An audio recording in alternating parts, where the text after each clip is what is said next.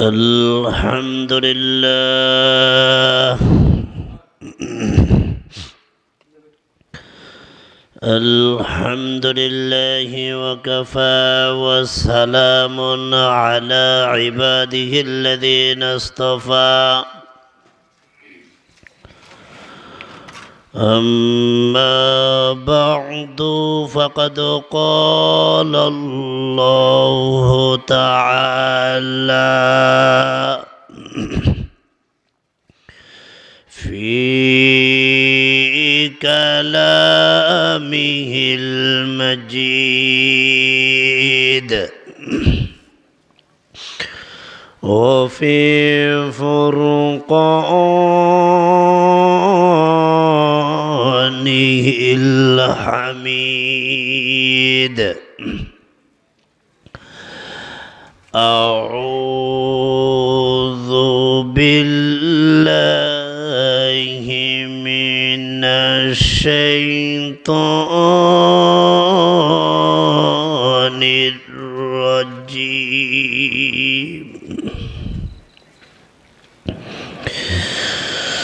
بسم الله الرحمن الرحيم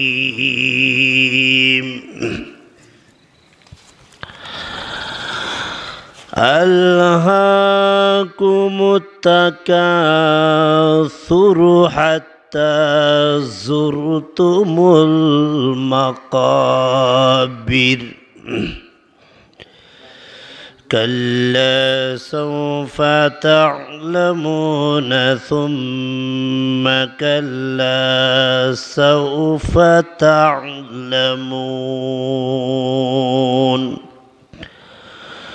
كلا لو تعلمون علم اليقين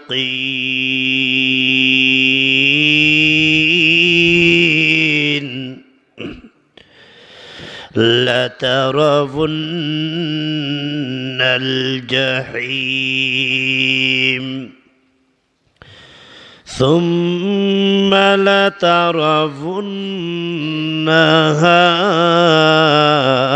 عين اليقين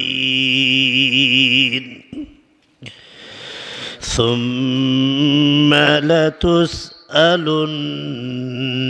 يومئذ عن النعيم صدق الله العظيم اللهم صل على محمد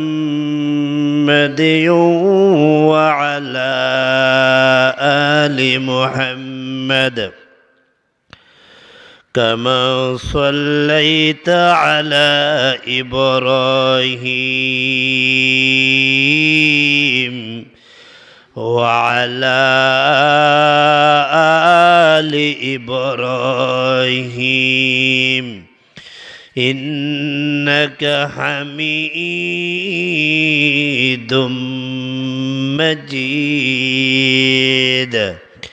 আরেকটু মহব্বতে সকলে বলি اللهم بارك على محمد وعلى آل محمد كما باركت على إبراهيم وعلى آل إبراهيم إنك حميد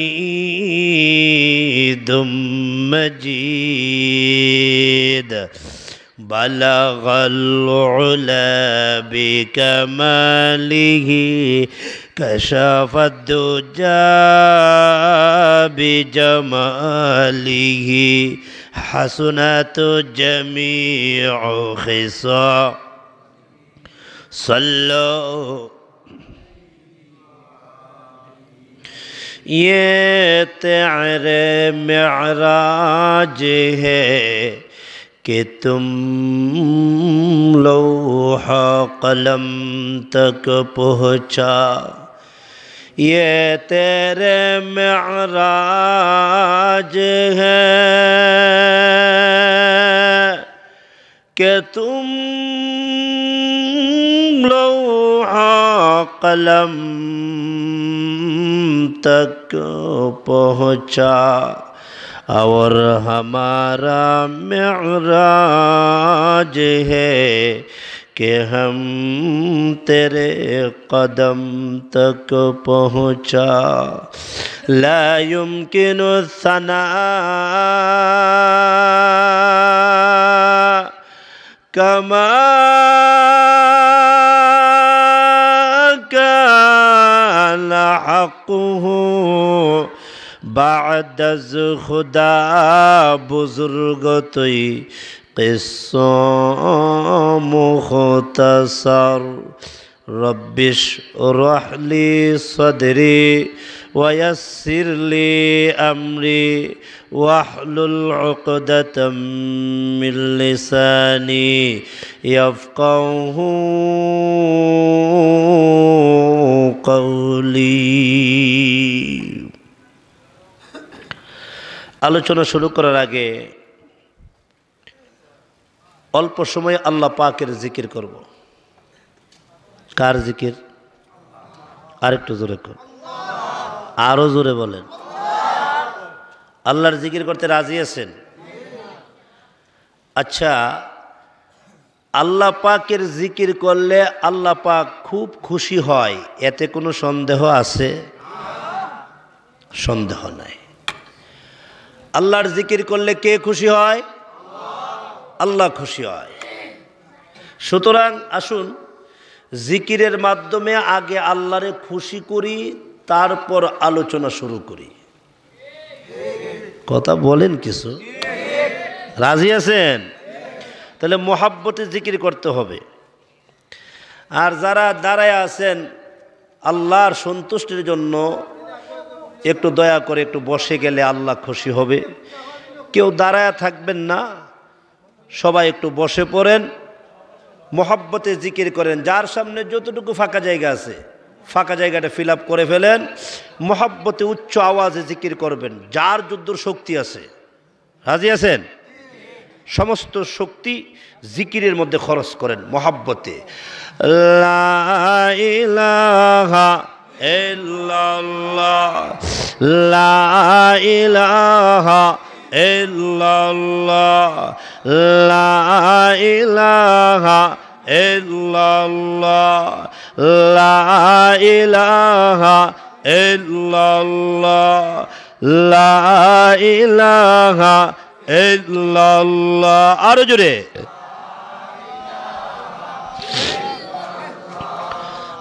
লা ইলাহা ইল্লাল্লাহ, লা ইলাহা ইল্লাল্লাহ, লা ইলাহা ইল্লাল্লাহ। আরো জোরে,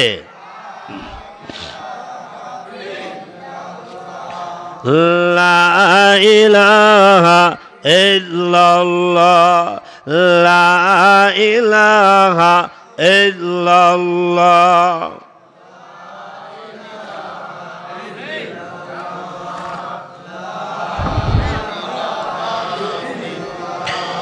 লা ইলাহা ইল্লাল্লাহু মুহাম্মাদুর রাসূলুল্লাহ সাল্লাল্লাহু আলাইহি ওয়াসাল্লাম। নেহায়েত কাবিল ইহতিরাম পূর্ব চান্দিপুর যুব সমাজ ও বাইতুন নূর জামে মসজিদের উদ্যোগে আয়োজিত আজকের ইসলামী মহাসম্মেলনের মহামান্বিত অত্যন্ত শ্রদ্ধাভাজন সভাপতি, অত্যন্ত শ্রদ্ধাভাজন ব্যক্তি হযরতুল আল্লাহ মাওলানা নুরুদ্দিন আহমদ সাহেব দামাত বরকতুল্লাহ আলিয়া আজকের মাহফিলে আসরের পর থেকে যাবৎ পর্যন্ত দেশের বিজ্ঞ শিষ্য উলামায়ে কেরামের জবান থেকে আপনারা সারগর্ভ আলোচনা শুনতেছিলেন। আলোচনা করেছেন হাফেজ মাওলানা আমিরুল ইসলাম সাহেব, মাওলানা হেলাল আহমদ সাহেব, আমার অত্যন্ত শ্রদ্ধাভাজন ব্যক্তি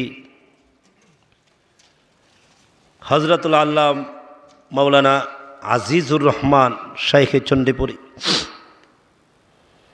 এবং দেশ এর প্রত্যন্ত অঞ্চল থেকে নিয়ে রাজধানী পর্যন্ত যিনি সফর করেন হজরতুল আল্লাহ মাওলানা সাদিকুর রহমান সাহেব সহ মঞ্চে উপবিষ্ট বুজুর্গ উলামায়ে কেরাম, সামনে উপস্থিত পূর্ব চান্দিপুর সহ তার আশপাশের শিক্ষিত সমাজ, ভদ্র সমাজ, স্কুল কলেজ মাদ্রাসা বিশ্ববিদ্যালয়ের ছাত্র ভাই ও বন্ধুগণ, পর্দার অন্তরালের আমার অত্যন্ত শান্ত শিষ্ট ভদ্র অবলা সফলা পর্দা নিশিথা আমার মা ও ভগ্নীগণ, ভাইয়ের আমার, আসুন সকলে মহান আল্লাহ রব্বুল ইজ্জাত ওয়াল জালাল ওনার দরবারে কালিমাতুশ শুকর আদায় করি, যিনি অত্যন্ত দয়া করে আমার মতো একটি গোলামকে এবং আপনাদের মতো বান্দাদেরকে মহান আল্লাহ তার মহাগ্রন্থ আল কোরআন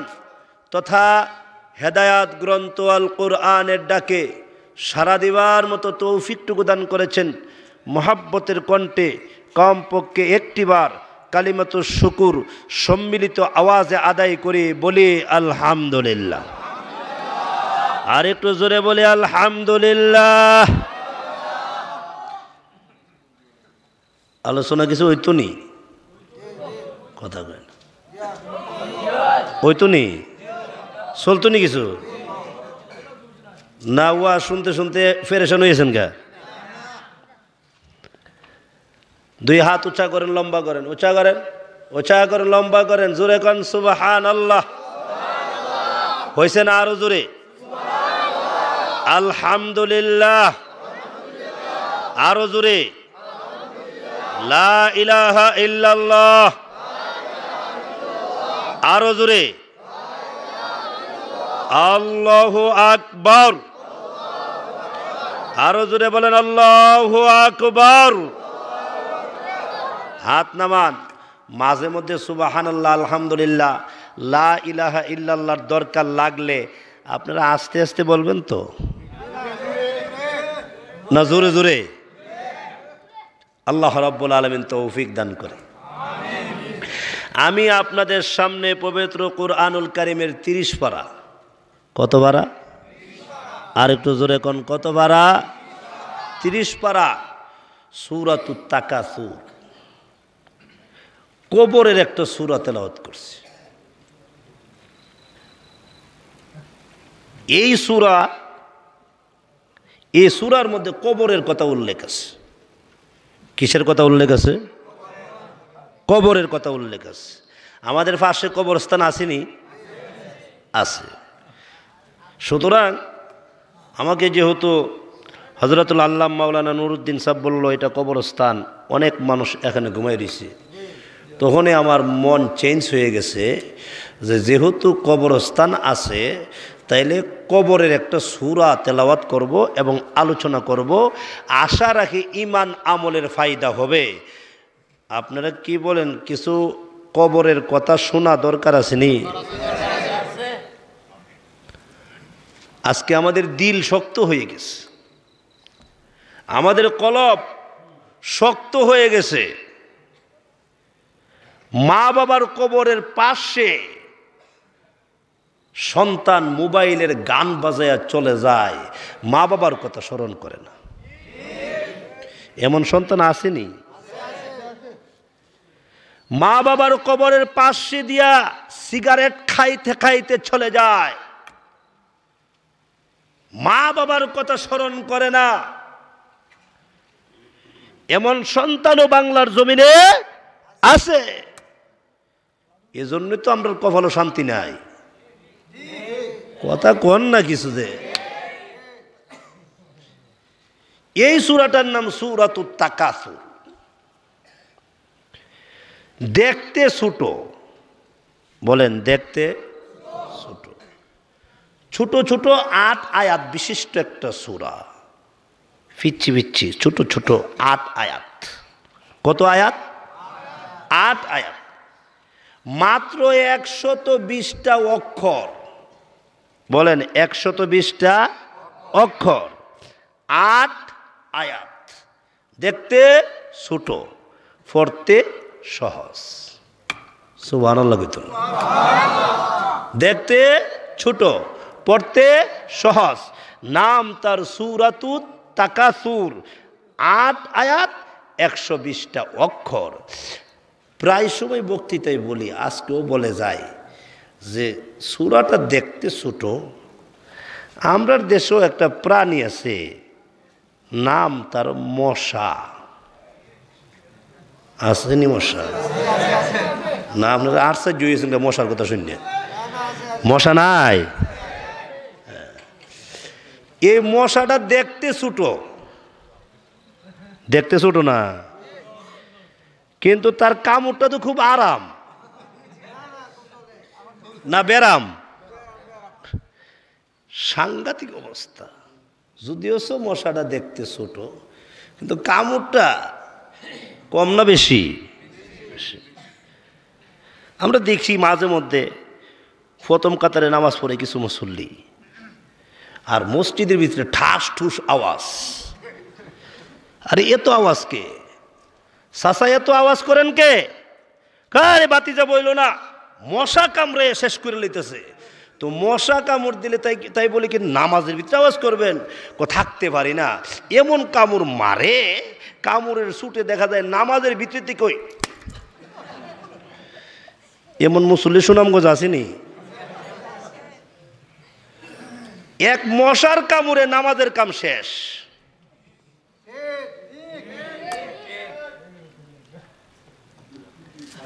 আমরার দেশে আমরা একটা প্রাণীকে বিচ্ছু বলি। বিচ্ছু, বিচ্ছুর নাম শুনছেন নি? বিচ্ছু। এই বিচ্ছুর যে বিষটা, এই বিষটা কি সাধারণ না অসাধারণ? অসাধারণ। কোনো বিচ্ছু যদি সাপের কামড় দেয়, যত বড় সাপ হোক, বিষধর সাপ হোক, কোনো বিচ্ছু যদি সাপের গিয়া সুবল দেয়, সাপ নাই। বলেন সাপ নাই। তাহলে বোঝা গেল বিচ্ছুটা দেখতে ছোট, কিন্তু তার বিষটা কম না বেশি? বেশি। ঠিক তদরূপ ভাবে কইতাম নি, আল্লাহর কোরআনের একটা সূরা যার নাম সূরাতুত তাকাসুর, দেখতে ছোট, পড়তে সহজ, কিন্তু তার জালটা এত বেশি, তার মর্তবা এত বেশি, তার সম্মান এত বেশি। আল্লাহর নবী, বিশ্ব নবী রহমাতুল লিল আলামিন বলেন, হ্যাঁ সাহাবীরা শোনো, রাত্রি শোয়ার সময় যদি 1000 আয়াত তেলাওয়াত করে ঘুমাও, কিয়ামতের দিন মুসিবতের ময়দানে মহান আল্লাহর সঙ্গে তোমাদের মুলাকাত হয়ে যাবে।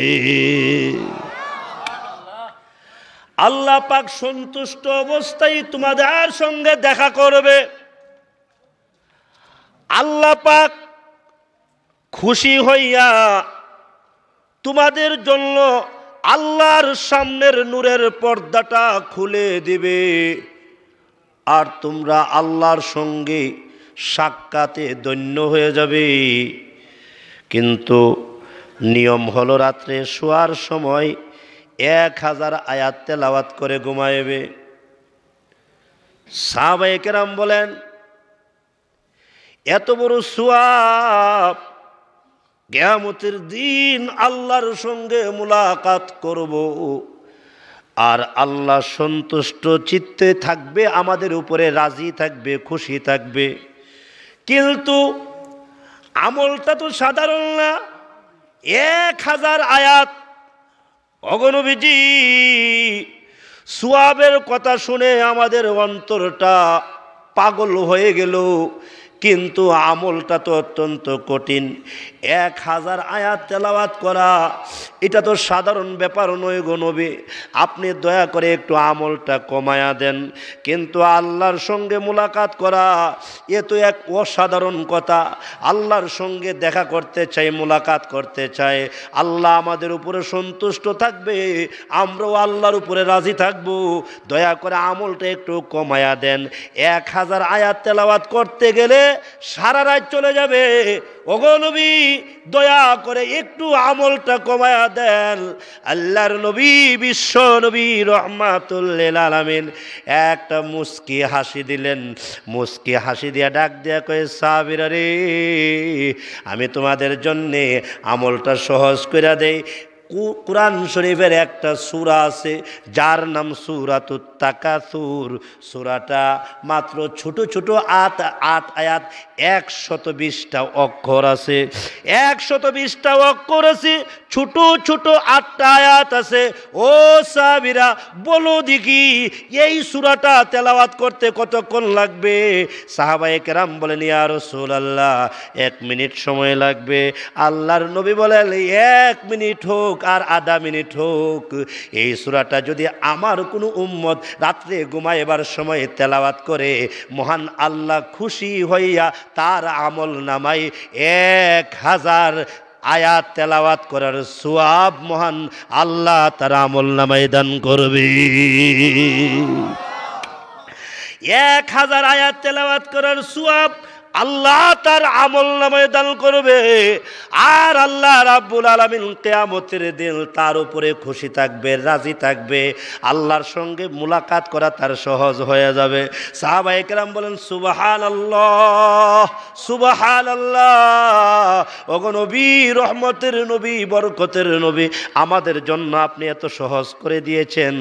মাত্র 8টা আয়াত, ছোট ছোট 8 আয়াত আর 120টা অক্ষর বিশিষ্ট সূরাতুত তাকাসুর পড়লে এত লাভ।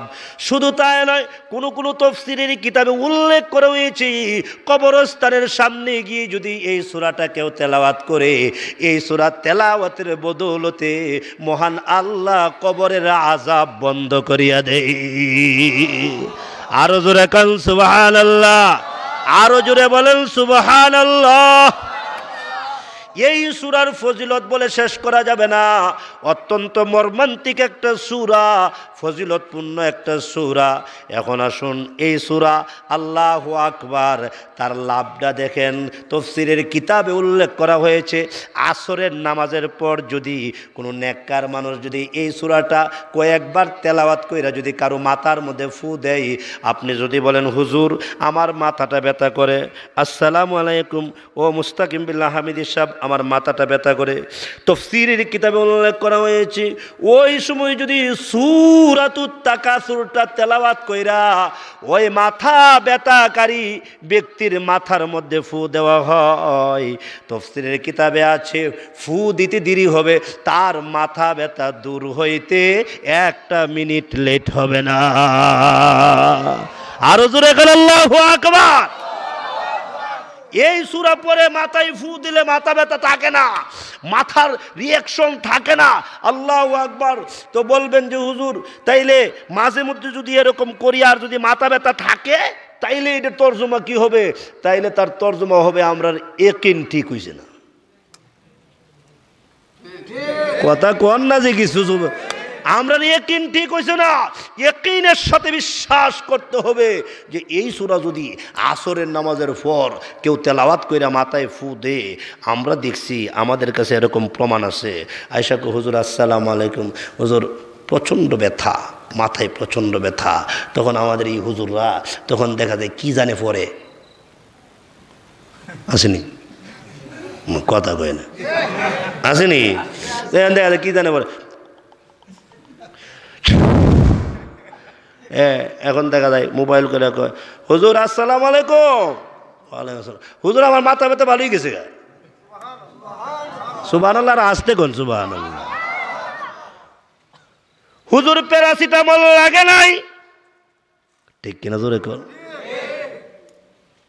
প্যারাসিটামল লাগে নাই, নাপা লাগে নাই, অটোমেটিক মাথা ব্যথা ভালো হয়ে গেল। বিলে অটোমেটিক ভালো হয় নাই, আল্লাহর কোরআন তেলাওয়াত কইরা ফু দিবার কারণে কোরআনের বরকতে মহান আল্লাহ তোমার মাথা ব্যথা ভালো করে দিয়েছে। ফুর দাম আসেনি? কথা আসেনি? যাক, ওইদিকে যাইতে চাই না। এখনো শুন, এই সূরা কেউ যদি ঘুমের ভিতরে তেলাওয়াত করে, রাত্রে ঘুমাই দিছে আল্লাহুম্মা বিসমিকা মতো আয়া, আর ঘুমের ভিতরে এমনি পড়তেছে বিসমিল্লাহির রহমানির রহিম আলহাকুমুত তাকাসুর হাত্তা যুরতুমুল মাকাবির। সুবহানাল্লাহ।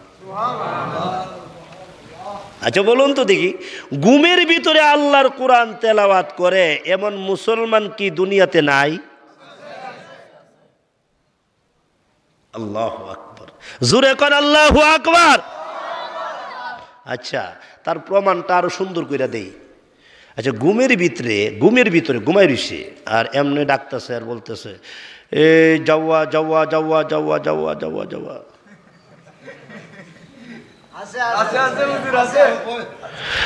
ওই সিলেট সিলেট সিলেট সিলেট, ঢাকা ঢাকা ঢাকা ঢাকা ঢাকা, আসেনি? সুনামগঞ্জ সুনামগঞ্জ সুনামগঞ্জ, ডাবর ডাবর, আসেনি? তো ঘুমের ভিতরে যদি ডাবর ডাবর বলতে পারে, যাওয়া যাওয়া বলতে পারে, ঘুমের ভিতরে যদি সিলেট সিলেট কইতে পারে, ঘুমের ভিতরে যদি ঢাকা ঢাকা বলতে পারে, ঘুমের ভিতরে কি আল্লাহর এমন গোলাম নাই যে গোলাম আল্লাহর কোরআন তেলাওয়াত করে? এমন গোলাম কি জমিনে নাই? আলহামদুলিল্লাহ, আমাদের এরকম মাদ্রাসাগুলার ছাত্র, আমাদের ছাত্রগুলা রাত্র ৩টার সময় ঘুম থেকে উঠে ঠান্ডা পানি দিয়ে উজু কইরা শেষ সাথে ২-৪ রাকাত তাহাজ্জুদ পইরা দিনের বেলা যখন ঘুমায়, তখন দেখি আমাদের ছাত্রগুলা ওই ঘুমের ভিতরে আল্লাহর কোরআন তেলাওয়াত করতে আছে, আল্লাহর কোরআন তেলাওয়াত করতে আছে। চিল্লায় বলেন সুবহানাল্লাহ। এমন ছাত্র আমরা দুনিয়াতে গড়তে পেরেছি, এমন ছাত্র আমরা দুনিয়াতে তৈরি করেছি। আমাদের ছাত্রগুলা স্ক্যান টাইট নয়, ৩ রাস্তার মোড়ে দাঁড়ায় পেশাব করে না। আমাদের নুরানি বিভাগের ছাত্রগুলো নবীর তরিকা মতো পেশাব করে। সুতরাং এই জাতীয় মসজিদ মাদ্রাসা, এই জাতীয় মাদ্রাসাগুলো যদি বাংলার জমিনে না থাকে, খোদার কসম ইসলাম থাকবে না, ইসলাম থাকবে না। ঠিক কিনা বলেন? এই মাদ্রাসাগুলোর বিরুদ্ধে ষড়যন্ত্র হলে পরিষ্কার নির্দ্বিধায় বলি, আমাদের মাদ্রাসাগুলোর ভিতরে মধ্যে যদি মাদ্রাসাগুলো নিয়ে যদি কেউ ষড়যন্ত্র করে, বাংলার জমিনে এদের অস্তিত্ব রাখবো না। ঠিক কিনা বলেন? মুহতারাম দোস্ত বুজুর্গ, কষ্ট হইতেছে? ছেড়ে দেবো?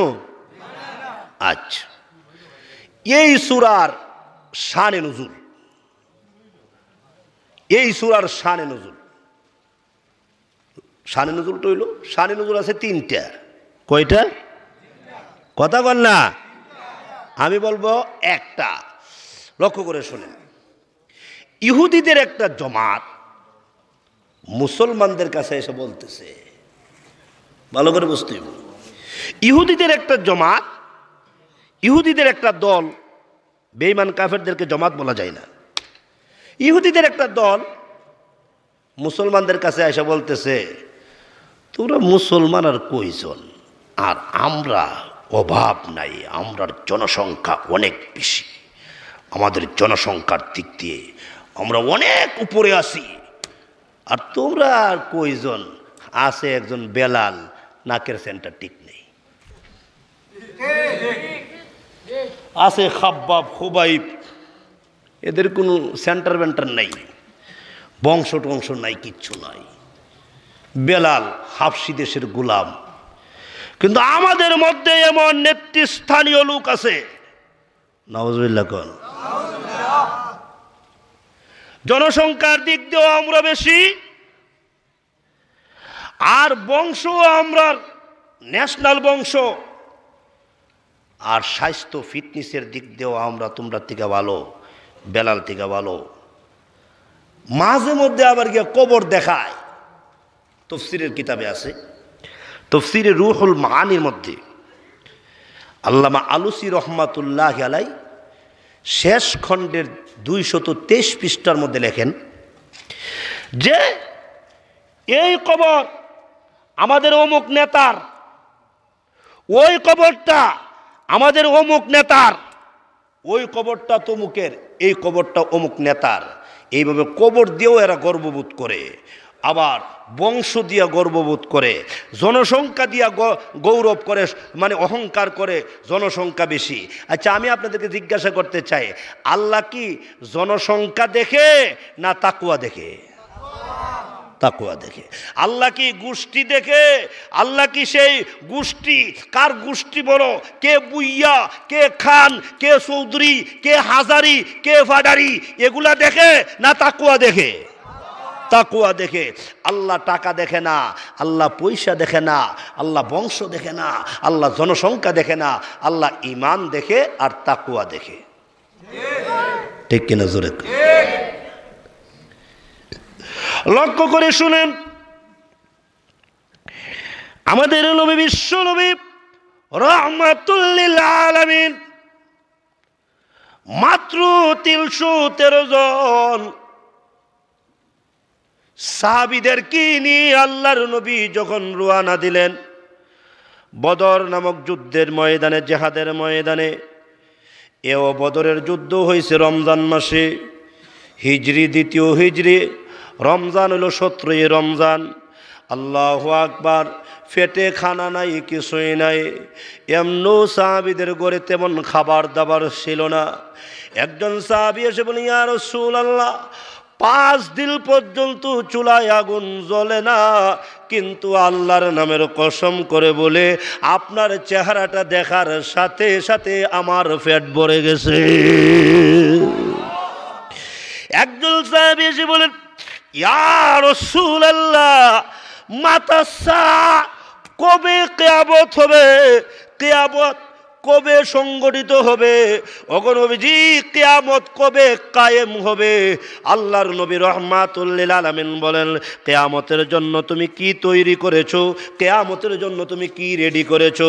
সাহাবী ডাক দেয়া কয়, ওগো নবী, কিয়ামতের জন্য আমি তেমন কিছু রেডি করি নাই, তেমন কিছু তৈরি করি নাই, কিন্তু আল্লাহর কসম আমি আপনাকে বড় ভালোবাসি। এই ভালোবাসাটাই হইল আমার ফুজি, আর কোনো ফুজি নাই।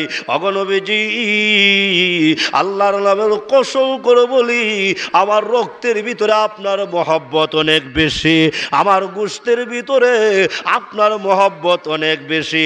আল্লাহর নবী একটা মুস্কি হাসি দিয়া ডাক দিয়া কয়, সাহাবীরে, মান তাশাব্বাহা মিন কওমিন ফাহুয়া মিনহু। যার সাথে যার মহব্বত হবে তার সাথে তার কিয়ামত হবে, যার সাথে যার মহব্বত হবে তার সাথে সে জান্নাতে যাবে। তুমি যেহেতু আমাকে ভালোবাসো, আমার সঙ্গে তোমার হাসরের ফাইসালা হয়ে যাবে। সুতরাং সাহাবায়ে কেরামের টাকা ছিল না, পয়সা ছিল না, অর্থ সম্পদ তেমন কিছু ছিল না, কিন্তু সাহাবীদের ভিতরে ঈমান ছিল, তাকওয়া ছিল। আল্লাহর নবী রাহমাতুল লিল আলামিন মাত্র 313 জন সাহাবী, নবী আলাইহিস সালাতু ওয়াস সালাম পরামর্শ করলেন, বসো সাহাবীরা, পরামর্শ করি। পরামর্শের মধ্যে বসলেন সাহাবায়ে কেরাম। আল্লাহর নবী একজন সাহাবীকে ডাক দেয়া কয়, ও সাহাবী, 1000 কাফের আসতেছে, এদের হাতের মধ্যে 2টা করে তলোয়ার, অস্ত্র শস্ত্রে সুসজ্জিত, প্রত্যেকে একটা করে উট গুড়া নিয়ে আসতেছে। ও সাহাবী, বলো বলো, আমাদের উট নাই, গুড়া নাই, টাকা নাই, পয়সা নাই, পেটে খাবার নাই, কিন্তু তুমি বলো আমরা কিভাবে বিজয় লাভ করতে পারে? ও সাহাবী, তুমি বলো। সাহাবী লাফ মাইরা দাঁড়াইলেন, দাঁড়ায় ডাক দেখো, ওগো নবী, টেনশন করেন না, আল্লাহ আমাদের ভরসা স্থল, আল্লাহর উপরে পূর্ণ মুতাওয়াক্কিল, চলেন আল্লাহ সাহায্য করবে, আপনার জন্য জীবনটা কুরবান করে দেব। আরেকজন সাহাবী দাঁড়াইলেন, উনিও বললেন জীবনটা কুরবান করে দিব। আরেকজন সাহাবী দাঁড়াইলেন, উনিও ডাক দেয়া কয়, ফিদাকা আবি ও উম্মি, আমার মা বাবা আপনার জন্য কুরবান হয়ে যাক, ওগো নবী, জীবনটা ইসলামের জন্য কুরবান করে দেব। এইভাবে 4-5 জনের মাথায় শেষ ওই 5-6 নম্বরে একজন সাহাবী দাঁড়াইলেন, উনি হইলেন মদিনার একটা গোষ্ঠীর সর্দার। উনি লাফ মেরে দাঁড়ায় গেলেন, আল্লাহর নবী, আনা সাদ ইবনে মুআয রাদিয়াল্লাহু তাআলা আনহু, আমি হইলাম সাদ ইবনে মুআয রাদিয়াল্লাহু তাআলা আনহু, আমি মদিনার একটা গোষ্ঠীর সর্দার। ওগো নবী, আমি একটা মদিনার গোষ্ঠীর সর্দার, এই মদিনার একটা গোষ্ঠীর সর্দার আল্লাহ আমাকে বানিয়েছে। আমি লাফ মেরে দাঁড়ায় গেলাম গো নবী। শুনেন, আল্লাহু আকবার। বুখারী শরীফ জিলদে সানি কিতাবুল মাগাজির মধ্যে উল্লেখ করা হয়েছে। সাহাবী ডাক দেয়া কয়, ওগো নবী, নুকাতিলু ফি সাবিলিল্লাহ, নুকাতিলু ফি সাবিলিল্লাহি আন ইয়ামিনিহি ওয়া শিমালিহি ওয়া খালফিহি ওয়া বাইনা ইয়াদাইহি। ওগো নবীজি, আল্লাহর কসম করে বলি, আমি মদিনার একটা গোষ্ঠীর সর্দার। আমি ওয়াদা দিলাম, আমি আপনার ডাইনে, আপনার বামে, আপনার সামনে, আপনার পিছনে, চতুর্পাশে যুদ্ধ করে, জিহাদ করে আমি আল্লাহর রাস্তায় মৃত্যুবরণ করব। আমার হাতগুলা আল্লাহর রাস্তায় দিয়ে দেব, আমার পাগুলা আল্লাহর রাস্তায় দিয়ে দেব। আমি গলা কাটা মুরগির মতো হয়ে যাব, রক্তটা আল্লাহর রাস্তায় দিয়ে দেব। তথাপি আপনাকে কাফেরের সামনে রেখে দিয়া আমি সাদ ইবনে মুআয একটা সেকেন্ডের জন্য পিছপা হব না। আল্লাহর নবী বলেন, হ্যাঁ আনসারী সাহাবী, আমি চাইছিলাম আনসারী সাহাবীদের কাছ থেকে একটা ভাষণ শোনার জন্য, একটা খেয়াল শোনার জন্য। আরে সাহাবী, তুমি যে খেয়াল দিয়েছো, আমার কলিজা ঠান্ডা হয়ে গেছে। চলো চলো, মহান আল্লাহ আমাদেরকে গায়বী ভাবে সাহায্য করবে। জোরে কাল আল্লাহু আকবার, আরো জোরে, আরো জোরে, আরো জোরে আল্লাহু আকবার। আল্লাহর নবী, বিশ্ব নবী রাহমাতুল লিল আলামিন মাথার মধ্যে লোহার টুপি পরিধান করলেন, শরীর মুবারকের মধ্যে যুদ্ধের জামা পরিধান করলেন। আল্লাহর নবী এখন রওনা দিলেন। লক্ষ্য করে শুনেন, নবী আলাইহিস সালাতু ওয়াস সালাম বদর নামক একটা কুয়া আছে, এই কুয়ার পারে নবী গিয়া দাঁড়াইলেন। আর কুয়ার পারে দাঁড়ানোর পরে আল্লাহর নবী দেখেন পাহাড়ের উপর থেকে শুধু কাফের নামতেছে। প্রত্যেকটা কাফের, এদের মাথার মধ্যে লাল পটা, আর দুই হাতের মধ্যে দুইটা করে তলোয়ার। আর সাহাবীর সংখ্যা হইল 313, আর কাফের সংখ্যা হইল 1000। আল্লাহু আকবার। অর্ধেক না আরো বেশি? 3 গুণ বেশি, ঠিক নেই? 1000 আর মুসলমান মাত্র 313। এও মুসলমানদের পেটে খাবার নাই, অস্ত্র নাই, 9 জনে বিলে একটা তরবারি, এও আসার নাই। আল্লাহর নবী রাহমাতুল লিল আলামিন দেখতে পেয়েছেন ওই পাহাড় থেকে কাফেরের গোষ্ঠীরা নিচের দিকে নামে। আল্লাহর নবী দেখতে পেলেন শুধু কাফের আর কাফের, ডাইনে বামে সামনে শুধু কাফের, এদের হাতে 2টা করে তলোয়ার। আর এরা যেইভাবে আসতেছেন, আল্লাহর নবী সাহাবীগুলাকে সামনে বাড়াইয়া দিলেন। সাহাবীরা রে, যা, আল্লাহর রাস্তায় নেমে যা, আমি তোদের জন্য দোয়া করি। সুবহানাল্লাহ, আমি তোদের জন্য দোয়া করি। আমি পাওয়ার হাউসে আছি, জিকিরের হালতে আমি আছি। জিকির হইল পাওয়ার হাউস, আমি পাওয়ার হাউসে আছি। যাও, তোমরা যাও, কাফেরের মোকাবেলা করো। আল্লাহর নবী, বিশ্ব নবী রাহমাতুল লিল আলামিন সেজদায় পড়ে গেলেন। সেজদায় পড়ে কান্দে আর কয়, রব্বুল আলামিন, আয় আল্লাহ, আমি না তোমার পয়গম্বর, আমি না তোমার রসুল, আমি না বিশ্ব নবী, আমি না রাহমাতুল লিল আলামিন, তুমি না আমাকে ডিগ্রি দিয়েছো। আল্লাহ, আমি সেজদায় পড়ে তোমার কাছে সাহায্য চাই। আল্লাহ, এই মদিনা শরীফে এ তালিম চালু করতে আমার অনেক কষ্ট হয়েছে। এই মদিনাতে নামাজ জারি করতে অনেক ফিকির করা লাগছে।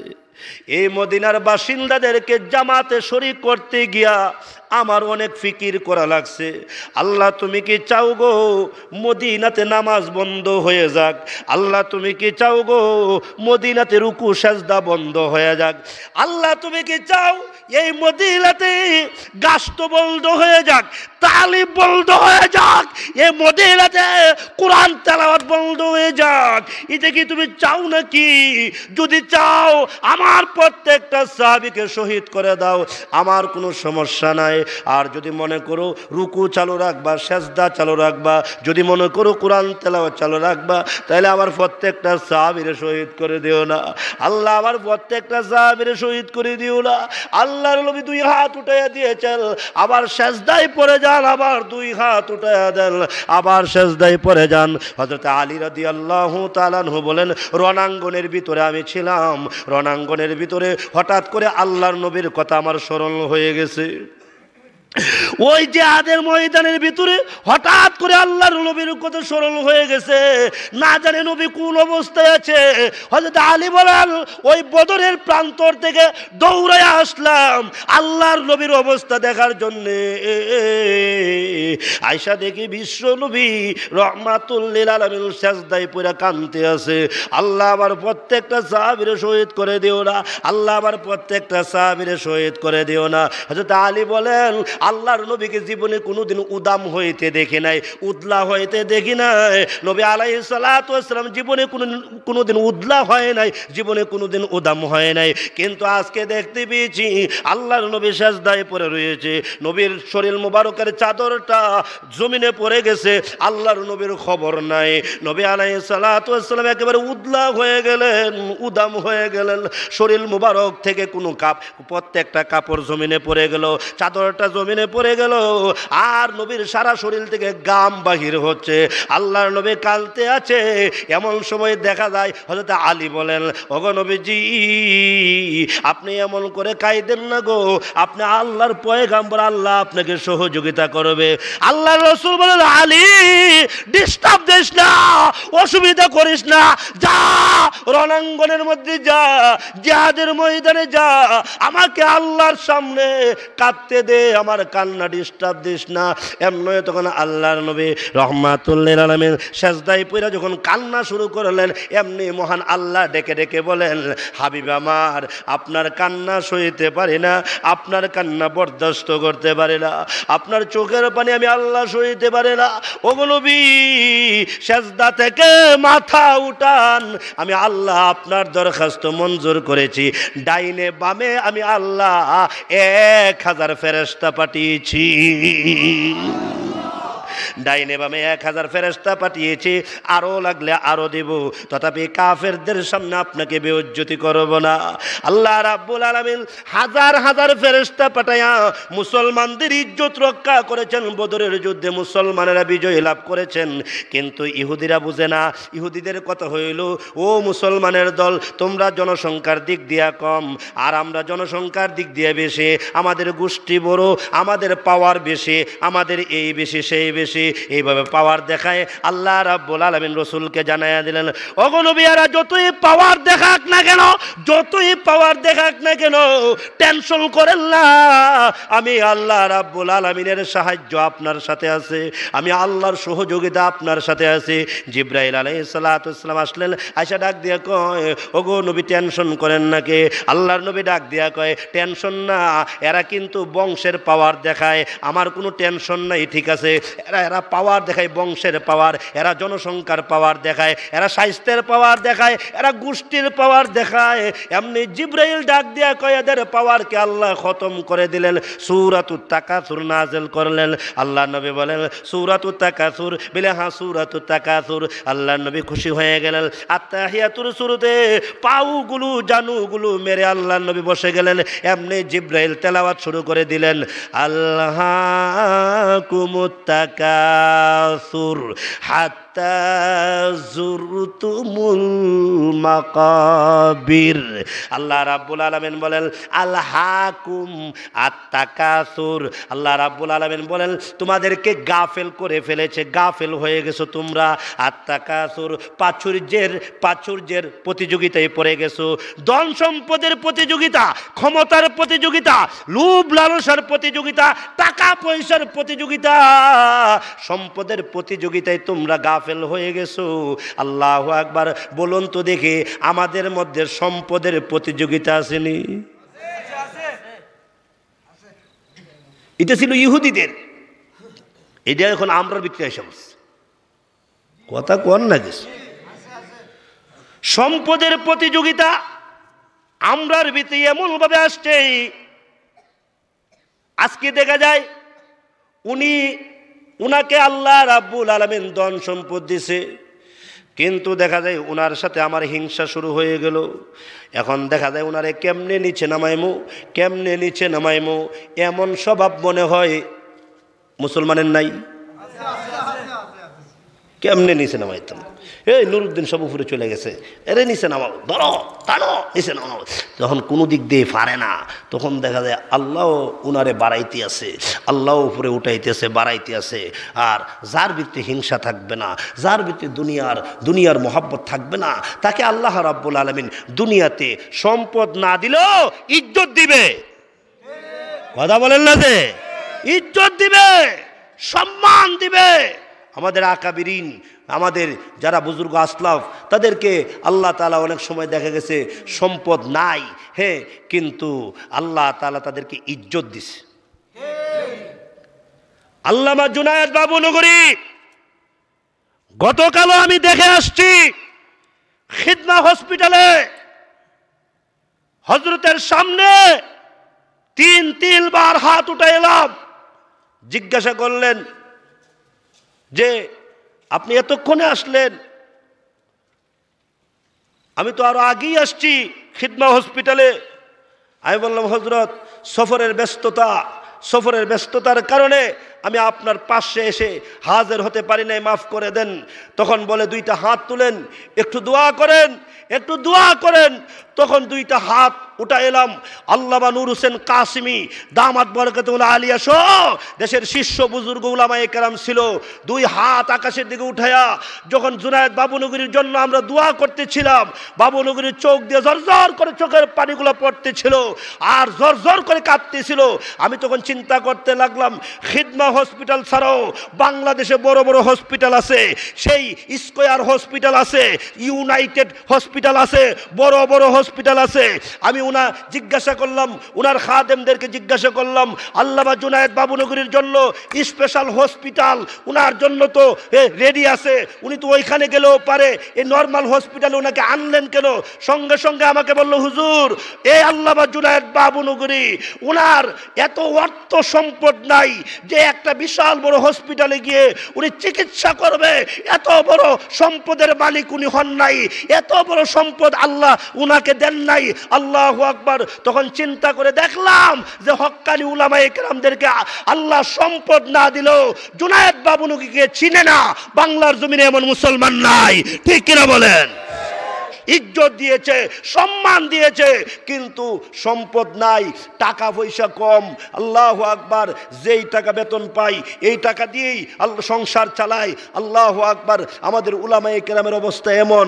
আর তারও আবার কত সুন্দর সিস্টেম, যেই সরকার জুনায়েদ বাবুনগরী দামাত বরকাতুল আলিয়ার পাসপোর্টকে জব্দ করেছিল হেফাজতের আন্দোলনের কারণে, তখন উনার পাসপোর্টকে জব্দ করেছিল। আজকে 6 বছর পর্যন্ত সরকারের হাতেই জুনায়েদ বাবুনগরীর পাসপোর্ট জমা ছিল, কিন্তু আলহামদুলিল্লাহ, আল্লাহ পাকের শুকর, জুনায়েদ বাবুনগরী এত বড় আহলুল্লাহ, এত বড় বুজুর্গ, এমনকি আল্লাহর সামনে যখন দুইটা হাত তুললেন, আল্লাহ আবার পাসপোর্ট দিয়ে দাও, জুনায়েদ বাবুনগরীর কথা আল্লাহ শুনেছেন, পাসপোর্টের অবস্থা এমন হলো আজকেও হাটহাজারীর ময়দানে মা আসমান জমিন কাঁপছে ছাত্র উস্তাদদের আন্দোলনে। তখন দেখা যায় যে সরকার পাসপোর্টকে জব্দ করেছিল ওই সরকারের প্রধানমন্ত্রীর সামরিক সচিব, ওই সচিবের মাধ্যমে প্রধানমন্ত্রী নিজে আজকে পাসপোর্ট জুনায়েদ বাবুনগরীর হাতে পৌঁছায় দিয়েছে। আমি আপনাদেরকে জিজ্ঞাসা করতে চাই, এই সম্মান কে দিয়েছে? আরো চিল্লায় বলেন, কে দিয়েছে? আল্লাহ। সুতরাং আমাদের টাকা পয়সা কম হতে পারে, কিন্তু আমাদের ইজ্জত স্বয়ং আল্লাহ দান করছে। কথা বলেন ঠিক কিনা? জোরে কান। এখন আসুন লক্ষ্য করে শুনেন যে আল্লাহর নবী রহমাতুল্লিল আলামিনকে আল্লাহ সাহায্য করছে। তো এখন সূরাতুত তাকাসুর নাযিল হয়েছে যে এরা ক্ষমতার পাওয়ার দেখায়, এরা ধন সম্পদের পাওয়ার দেখায়, সম্পদের পাওয়ার দেখায়। এগুলা কিচ্ছু না, এগুলো কিচ্ছু থাকতো না। থাকবো নি? জোরে কোন থাকবো নি? আল্লাহ নিজেই বলেন আলহাকুমুত তাকাসুর।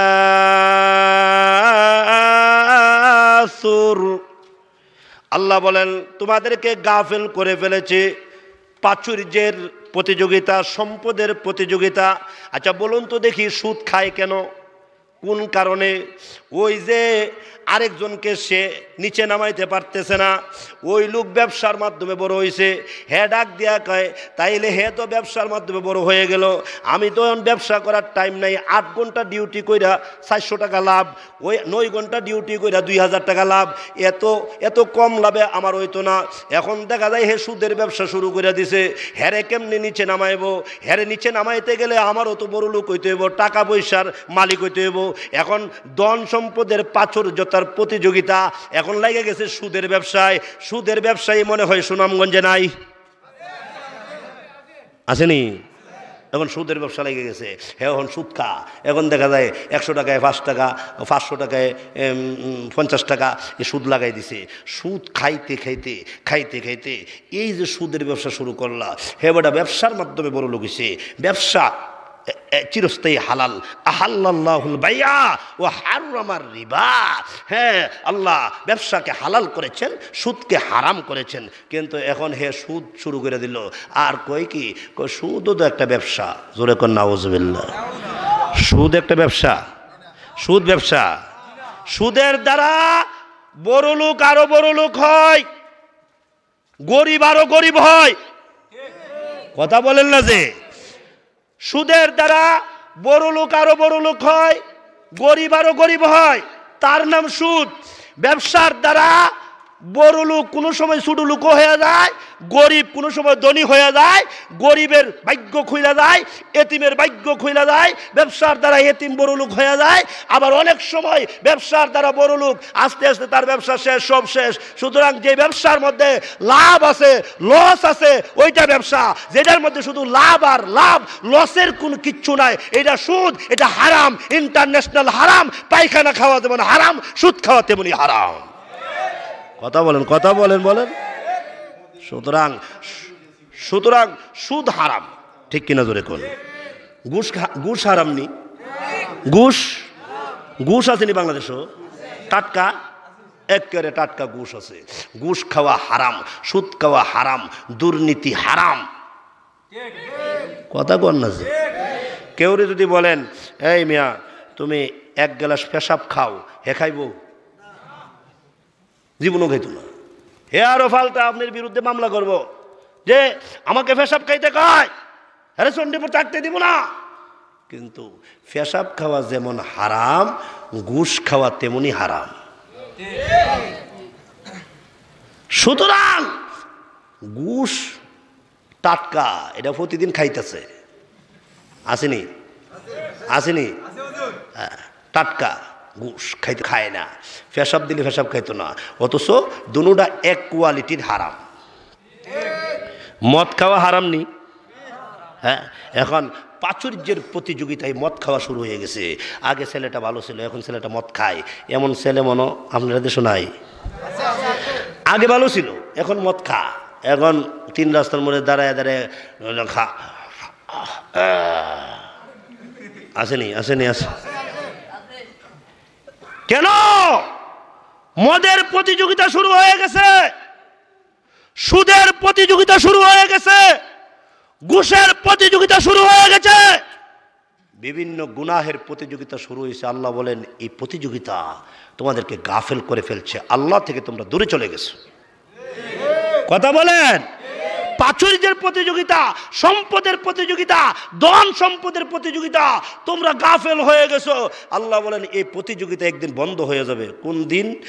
হাত্তা যুরতুমুল মাকাবির, যেদিন কবরে চলে দেবা ওই দিন এই প্রতিযোগিতা আর থাকবে না।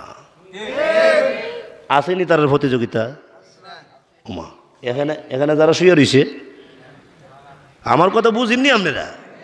এখানে শুয়ে রয়েছে না? কে? কবরবাসী। আসেনি তাদের প্রতিযোগিতা? অফ, সব প্রতিযোগিতা বন্ধ। আল্লাহু আকবার বলেন। আল্লাহর নবী বলেন আশা আমার উম্মতে আখিরি জমানাতে এদের আশার কোনো শেষ নাই। এরা শুধু আশা করে, শুধু আশা করে। এই আশা একদিন কবরের মাটি দিয়া এদের আশা বন্ধ হবে। কবরের মাটি যেই দিন আসবে ওই দিন এদের আশা বন্ধ হবে, এর আগে এদের আশা বন্ধ হবে না। আমরা যারা বুড়ারা আছি কষ্ট নিয়েন না। বুড়া মানুষকেও যদি গিয়া বলেন আসসালামু আলাইকুম দাদা, কপালে মনে হয় একটা বিয়া আছে। কিতাস বিয়া। দাদা আসসালামু আলাইকুম। ওয়ালাইকুম আসসালাম। দেখি আপনার হাতরা, তা হাতরা দিয়েছে দেখে। আরে ও দাদা লাগছে, কথা কয় না। কি কি লাগছে? লাগছে। আপনার এই কথা শুনছেন না নি জীবনে? যদি লেগে যায়, আমরা দেশে আছে না নি? নাতি কবা হাত ধরে দাদা চক্কা লাগছে। বলে কি তো হয়েছে? বলে দাদা আপনার কপালে একটা বিয়া আছে। তখন দাদা মুড়াইয়া মুড়াইয়া হাসে, মুড়াইয়া মুড়াইয়া হাসে। অথচ ৮০-র উপরে বয়স। কথা কন না গেছে? ৮০-র উপরে বয়স, মুড়াইয়া মুড়াইয়া হাসে। ওখন বিয়া নাতি কিতা গছ, ওন বিয়া করলে কিছু করতার, কিছু তো আর দুনিয়াতে নাই। ও দাদা আছে কপালে একটা বিয়া, খুব স্ট্যান্ডার্ড একটা মেয়ে। তখন দাদা মুড়াইয়া মুড়াইয়া আসে মুসকি মুসকি। তাহলে বোঝা গেল এ বেটারও আশা আছে। বুড়া হইলো আশা বন্ধ নাই। কথা কন না, কথা কন না কিছু? হ্যাঁ, আশা বন্ধ নাই। যদি দেখবেন অনেক বুড়ারা, এই সিলেটে ওই দিকে গেলাম গোলাপগঞ্জের দিকে, তা একজনে হুজুর একটু দোয়া করেন, লন্ডন যেতাম, কাগজপত্র মোটামুটি উকে হয়ে গেছে, আর একটু বাকি আছে, লন্ডন যেতাম। তা আমি কই এই বয়সে লন্ডন গিয়ে কিতা করবেন? আপনি বয়স কত? বয়স 80। তা 80 বয়সে লন্ডন গিয়ে কি করবেন? বেচারা যে আমার প্রতি রাগ করছে। আরে বাবা রে বাবা, আমার ফেটে সিভা মেরা দিছে। আমি কই আল্লাহু আকবার। চাচা রাগ করেন না, আসলে না আপনি এটা কি বললেন? আমি লন্ডন যাব। আমি কইছি আমি আমার দারুণ হইলো, এত বুড়া বয়সে গিয়ে কি করবেন? যা খুশি তা করুম, আমি লন্ডন যাবো। তাইলে বোঝা গেল আশার শেষ। কথা বলেন না, আশার শেষ নাই। আল্লাহু আকবার। যুবকরা বলেন না, যদি যুবকরা কন এই তোমার জন্য একটা সুন্দরী রূপসী কিশোরী যুবতী একটা দেখা হয়েছে, তখন দেখবেন হে আপনার নিয়ে পকেটও টাকা নাই, এরপরও নিয়ে দোকানও নিয়ে হ্যাঁ চা খাওয়াইবো, ফান খাওয়াইবো, এটা খাওয়াইবো, সেটা খাওয়াইবো, হ্যাঁ মিষ্টিও খাওয়াইবো। তাইলে বোঝা গেল এটার দৃষ্টান্ত দিছে থানবী রহমতুল্লাহ আলাইহি। কইতাম নি? থানবী রহমতুল্লাহ লেখেন যে এক লোক ডিমের টুরি মাথায় লইছে। ডিমের টুরি মাথায় লইয়া, ডিম চিনেন তো? ডিমের টুরি মাথায় নিয়া, ডিমের এত বড় একটা উড়া টুরি মাথায় নিয়ে রাস্তা দিয়ে যাইতেছে। হঠাৎ করে তার খুব কষ্ট হইতেছে। এমনি দেখে সাধারণ একটা লোক রাস্তার পাশে দাঁড়ায় রয়েছে। তো গিয়া জিজ্ঞাসা করে আসসালামু আলাইকুম, ভাই তুমি কি করো? বলে আমি তো দিন মজুর, শ্রমিক। তো শ্রমিক হইলে একটা কাজ করো। বলে কি? আমার ডিমের টুরিটা তুমি মাথায় লইয়া আমাকে একটু দিরাই ওই সেনবাবুর মার্কেটের সামনে নিয়ে দিয়ে আসো, একটু দিয়ে আসো।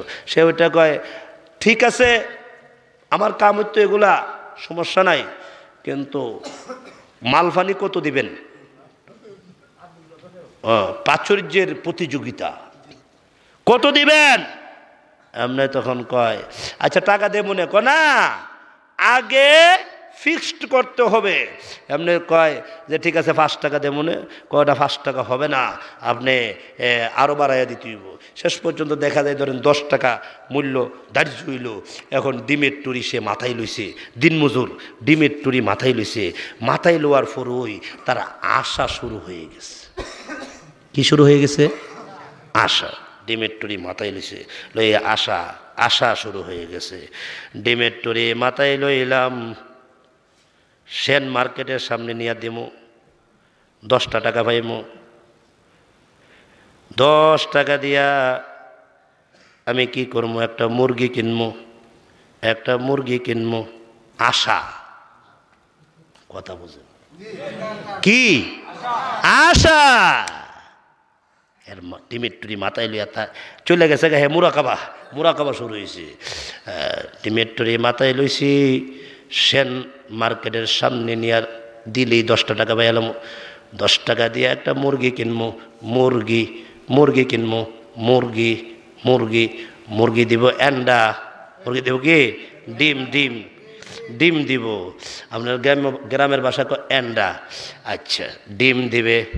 ডিম দেবার পরে এই ডিম থেকে বাচ্চা ফুটবে, বাচ্চা, বাচ্চা ফুটবে, বাচ্চা, বাচ্চা হবে, বাচ্চা। এখন বাচ্চা নিয়ে তার আশা। এখন অনেকগুলা বাচ্চা হবে, অনেকগুলা বাচ্চাও হবে, বাচ্চাগুলো বিক্রি করব। এরপরে একটা ছাগল কিনবো, ছাগি, একটা খাসি কিনবো। এইভাবে কইরা কইরা ওই ছাগল ছাগি অনেক বাচ্চা দিব, বাচ্চা দিব, অনেক বাচ্চা দিব। এই বাচ্চাগুলো বিক্রি করব। এরপরে একটা গাবি কিনবো, গাবি, গাবি কিনবো, গাবি। এখন কোথায় আইছে? কথা বলেন না কেন? গাবি। এখন আশা আইছে, গাবি পর্যন্ত আইছে। গাবি, ডিমের টুরি কিন্তু মাথাত আছে। কথা বলেন না যে আসেনি? এটা এটা মনে রাখতে হবে। এটা না এলে তো কিচ্ছা খতম হয়ে যাবো সব। এটা মনে রাখেন, ডিমের টুরি মাথায় আছে। ডিমের টুরি অনেক ডিম, 500 400 500 ডিম আছে মাথার মধ্যে। এখন সে কয় গাবি কিনবো, গাবি, গাবি কিনবো, গাবি, গাবি দিব বাচ্চা। এরপরে গাবি অনেক অনেক বাচ্চা, আস্তে আস্তে বাচ্চা দিব। এই গাবি আবার আরেক বাচ্চা দিব, এইটা আরেকটা দিব। অনেক গাবি হইবে, অনেক গরু হইবে, গরুগুলা বিক্রি করবো। এরপরে কিনবো একটা উট, একটা উটনি, একটা উটনি কিনবো, একটা উটনি কিনবো। এখন উটনি, এখন তার স্বপ্ন হইল উটনি, আশা উটনির মধ্যে চলে গেছে। উটনি কিনবো, উটনি, উটনি কিনবো, উটনি। এরপরে এখন আশা হইল উটনি দিব বাচ্চা, বাচ্চা দিবার পরে অনেকগুলা উট হবে, অনেকগুলা উট হবে, অনেকগুলা উট হবে। উটের পরে তো আর দামি কিচ্ছু নাই। উট কেন? উট হইল বর্তমান যুগের গাড়ি। তো বর্তমান যুগের গাড়ি যেমন দাম, আগের যুগের উট ছিল এত দাম। তো এখন অনেকগুলা উট হবে, অনেকগুলা উট হবে। উটগুলা বিক্রি করবো, প্রত্যেকটা উট বিক্রি করবো। বিক্রি করার পর আমার অনেক টাকা হবে। বলেন, আমার অনেক অনেক টাকা হবে, আমার অনেক সম্পদ হবে, অনেক টাকা হবে। আল্লাহ বলেন প্রাচুর্যের প্রতিযোগিতায় তুমি আল্লাহ থেকে দূরে চলে গেছো। হ্যাঁ, এই প্রতিযোগিতা অফ হবে কবরে যাওয়ার পর। এর আগে তোমার প্রতিযোগিতা বন্ধ হবে না। তুমি যা শুরু করছো, এখন দেখা যায় সে চিন্তা করে হ্যাঁ অনেক টাকার মালিক হব, অনেক টাকার মালিক হব। এরপরে দিরাই সুপার মার্কেটে আমি একটা 5তলা বিল্ডিং করব, 5তলা বিল্ডিং করব। এখন চলে গেছি বিল্ডিংয়ে, 5তলা বিল্ডিং করব। নিচতলায় আমার গাড়ি থাকবে, 2তলায় আমি থাকবো আমার স্ত্রী নিয়ে। এরপরে সুন্দর একটা বিয়ে করবো। এখন হয়েছে বিয়া, সুন্দরী রূপসী কিশোরী যুবতী, বালা একটা বংশ, বুইয়া খান চৌধুরী হাজারি ফাডারি দিকে একটা বালা একটা বিয়ে করবো। স্মার্ট, কি স্মার্ট একটা মেয়ে, হ্যাঁ একেবারে স্মার্ট সুন্দরী রূপসী একটা মেয়ে দেখে বিয়ে করবো। বিয়ে করার পরে এখন স্বামী স্ত্রী বসবাস শুরু করব। এই যে আশা, বসবাস শুরু করবো। এরপরে আমরার ঘরে বাচ্চা হইব, আমরার ঘরে বাচ্চা হইব, ছেলে বাচ্চা হইব। হ্যাঁ, ছেলের জন্য তো সবাই পাগল, কথা বলছেন না? ছেলে বাচ্চা হইব। তখন ছেলে বাচ্চা হইলে ছেলের বিয়ে করামো, ভালো একটা মেয়ে দেখে বিয়ে করামো। বিয়ে করার পর পুত্রবধূ আমাকে আব্বু বলে ডাকবে, আব্বু আব্বু বলে ডাকবে। মাঝে মধ্যে আমি পুত্রবধূর সাথে অভিমান করব, পুত্রবধূর সাথে। ডিমের টুরি কিন্তু মাথাত, ভুলে গেছেন কেন? ডিমের টুরি কোথায়? মাথায়। ডিমের টুরি কিন্তু মাথায় আছে। এখন সে কয় পুত্র বিয়ে করামো, পুত্রবধূ আমার ঘরে আসবে, আমাকে আব্বু আব্বু বলে বলে ডাকবে, আর আমি মাঝে মধ্যে পুত্রবধূর সাথে অভিমান করব। তো পুত্রবধূ অনেক সময় ডাইনিং টেবিলে আমার জন্য খানা রেডি করে রাখবে, আর আমিও অভিমানের সুরে গিয়া আমার রুমে শুয়ে থাকবো, আর পুত্রবধূ সব রেডি কইরা, সালাদ বালাদ যা আছে সব রেডি কইরা, এরপরে পানি ওয়াটার সব ঠিকঠাক কইরা এমন তখন আমার রুমে আইসা বলবে, আব্বু আসেন। হ্যাঁ, আমাকে ডাক দিবে, মাঝে মধ্যে ইংরেজি বলে ডাক দিবে, মাই ফাদার বলে আমার ডাক দিব। কথা বলে না? আশা কি আশা, আশা, তার কত আশা অন্তরে বাজছে বাসা। দেখেন অবস্থা গিয়েছে। এর তখন কয় আমাকে মাঝে মধ্যে ইংরেজি কইয়া ডাক দিব, মাই ফাদার কইয়া ডাক দিব, আর আমি অভিমান কইরা এইভাবে হইয়া থাকবো। তখন আমার পুত্রবধূ এসে কইব, আব্বু রাগ করেন না, আব্বু রাগ করেন না, আমি আপনার পুত্রবধূ, আপনার মেয়ে হইলে আপনি কি করতেন? কথা কয় না দেখেছি। আপনার মেয়ে হইলে আপনি কি করতেন? মনে করেন যে আমি আপনার মেয়ে, অন্যায় একটা হয়ে গেছে, আমার একটু দয়া করে মাফ করে দেন।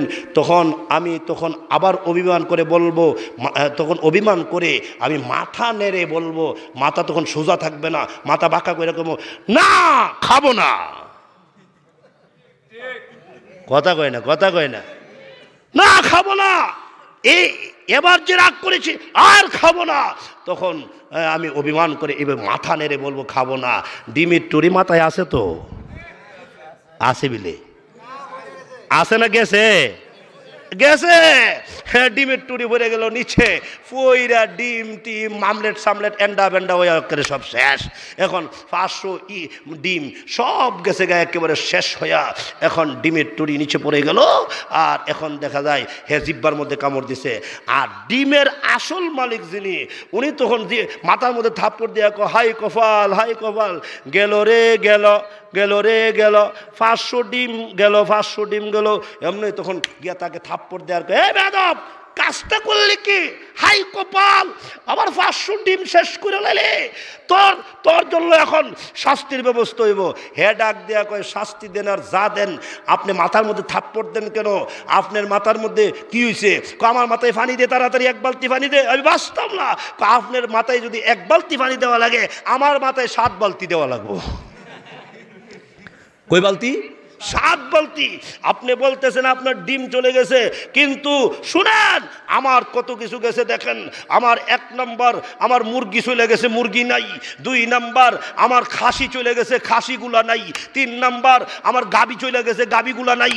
4 নাম্বার আমার উট চলে গেছে, উট নাই। 5 নাম্বার সেন মার্কেটের এখানে 5 তলা বিল্ডিংটাও গেছে গা। এরপরে 6 নাম্বার সুন্দরী একটা বিয়া করে নিয়েছিলাম। কথা কয় না যে কিছু, সুন্দরী একটা বিয়ে করছিলাম, এইটাও নাই, বউটাও গেছে গা। আর ফুত হয়ে গেছিল গা আবার। ওমা কথা কন না যে ফুতও হয়েছিল মাঝখানে।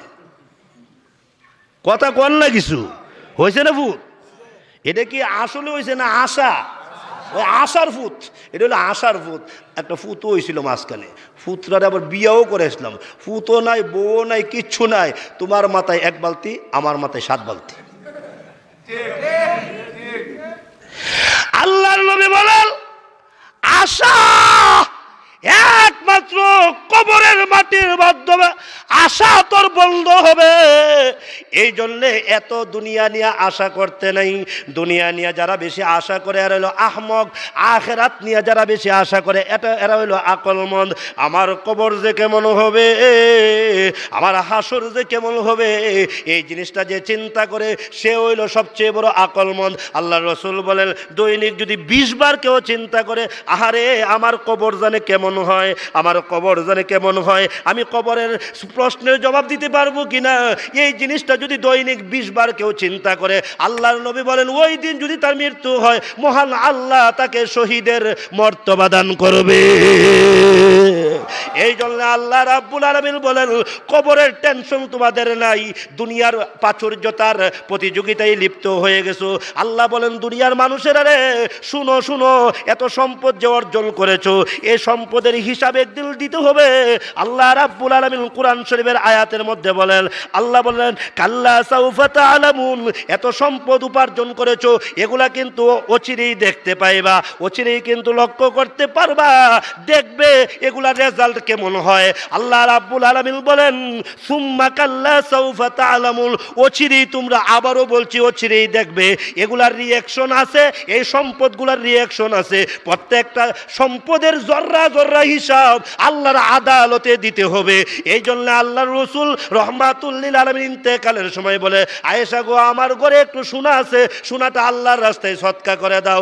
আমি আল্লাহর আদালতে এমনভাবে আল্লাহর সামনে উঠতে চাই না, সোনাটা আমার ঘরে থাকবে, সোনার হিসাব আল্লাহর আদালতে দিতে হবে। সোনাটা সদকা করে দাও, আল্লাহর রাস্তায় সদকা করে দাও। এই অবস্থার ভিতরে আম্মা জান আয়েশা সিদ্দিকা রাদিয়াল্লাহু আনহা যখন সোনা সদকা করে দিলেন, এমনি তখন আল্লাহর নবী রাহমাতুল লিল আলামিন বলেন ঠিক আছে এখন আমার জান কবজ হবে, আমার ঘরে আর দুনিয়াবি কিচ্ছু নাই। এই জন্য আল্লাহর নবী বিশ্ব নবী রাহমাতুল লিল আলামিন উনি ইন্তেকালের সময় ওনার এই অবস্থা হয়েছে। হযরত আবু বকর সিদ্দিক রাদিয়াল্লাহু তাআলা উনিও ইন্তেকালের সময় হযরত উমর রাদিয়াল্লাহু তাআলা নুকে ডাক দিলেন, আরে উমর তোর কানটা আমার মুখের কাছে দে, আমার জীবনের শেষ কথা তোকে দুইটা কথা বলে যায়। এক নাম্বার কথা হলো আমার এই পুরান কাপড় দিয়া কবরে শোয়া দেশ, নতুন কাপড়ের দরকার নাই, আমাকে নতুন কাপড় দিয়া কাফনের দরকার নাই, পুরান কাপড় দিয়ে আমার কবরে শোয়া দিবি। হযরত উমর রাদিয়াল্লাহু তাআলা চোখের পানিগুলো জোর জোর করে ছেড়ে ছেড়ে কান্দে আর কয় আপনি হইলেন রাষ্ট্রপতি প্রধানমন্ত্রী, আপনাকে পুরান কাপড় দিয়ে কবরে শোয়াইব না, এটাও হতে পারে না। হযরত আবু বকর ডাক দেখো উমর, হে উমর আল্লাহর কসম আমি বলে দে আমার ঘরে এমন টাকা নাই নতুন কাপড় কেনার মতো, নতুন কাফনের কাপড় কেনার মতো আমার ঘরে টাকা নাই, এই জন্য বলছি পুরান কাপড় দিয়ে কবরে শোয়া দিবে। হযরত উমর রাদিয়াল্লাহু তাআলা কান্দে আর কয় ইন্না লিল্লাহ, 2 বছর 3 মাস 11 দিন রাষ্ট্র চালাইছেন, আজকে ইন্তেকালের সময় পুরান কাপড় নিয়ে কবরে যাইবেন। হযরত উমর দুইটা হাত তুইলা কান্দে। আবু বকর সিদ্দিক রাদিয়াল্লাহু তাআলা বলেন, আরে উমর তোর কানটা আবার মুখের কাছে দে, শুন শুন আমার জন্য একটু দোয়া করিস, কবরের 3 প্রশ্নের জবাব আমি যাতে সঠিকভাবে দিতে পারি। আরে উমর আল্লাহর কসম তুই যদি আমার জন্য দোয়া করস, সাহাবীরা যদি আমার জন্য দোয়া করে, আর আমি যদি কবরের 3 প্রশ্নের জবাব দিতে পারি, আল্লাহর কসম আমার শরীরে পুরান কাপড় থাকবে না, মহান আল্লাহ আমাকে জান্নাতি কাপড় পরাইয়া দিবে। এই জন্যে মোহতারাম প্যারা হাজরিন, কবরের কথা চিন্তা করা, আল্লাহ রসুল বলেন কেউ যদি কবরের কথা চিন্তা করে তার দিলটা নরম হবে। কেউ যদি কবরের কথা চিন্তা করে যে আমার কবর যে কেমন হয়, তাইলে ওই দিন মৃত্যু হইলে 20 বার চিন্তা করলে ওই দিন মৃত্যু হইলে আল্লাহ তাকে শহীদের মর্তবা দান করবে। আরেক হাদিস আল্লাহ রসুল বলেন কেউ যদি ফজরের পরে 7 বার আর মাগরিবের পরে 7 বার যদি আল্লাহুম্মা আজিরনি মিনান নার, আল্লাহুম্মা আজিরনি, হ্যাঁ আল্লাহুম্মা আজিরনি মিনান নার, হ্যাঁ এই বসো, এই ছেড়ে দে মনি, ছেড়ে দে, ইনশাআল্লাহ ইনশাআল্লাহ কোন ইনশাআল্লাহ, আরো জোরে করে ইনশাআল্লাহ। হাত তুলেন হাত তুলেন হাত তুলেন, উঁচা করেন লম্বা করেন, হাতগুলা নাড়া দেন, জোরে কোন সুবহানাল্লাহ।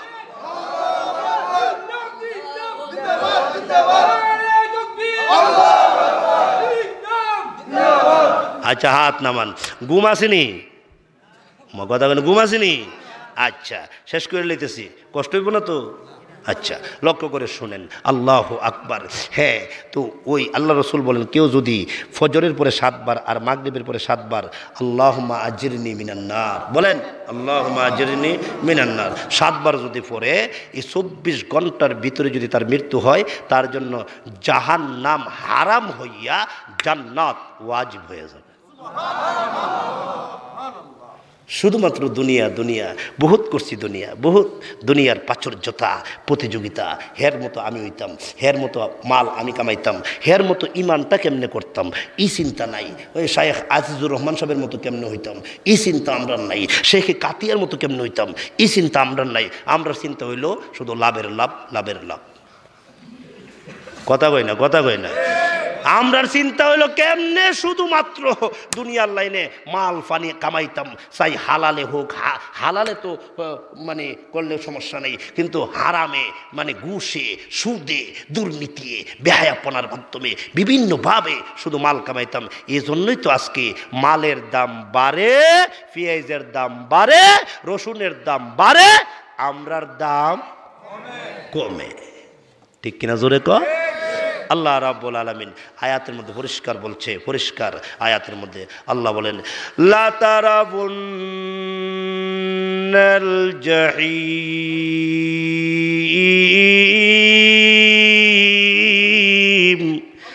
আল্লাহ রাব্বুল আলামিন বলেন, তোমরা অবশ্যই জাহান্নাম দেখবে, অবশ্যই তোমরা দুজুক দেখবে, দুজুক দেখবে।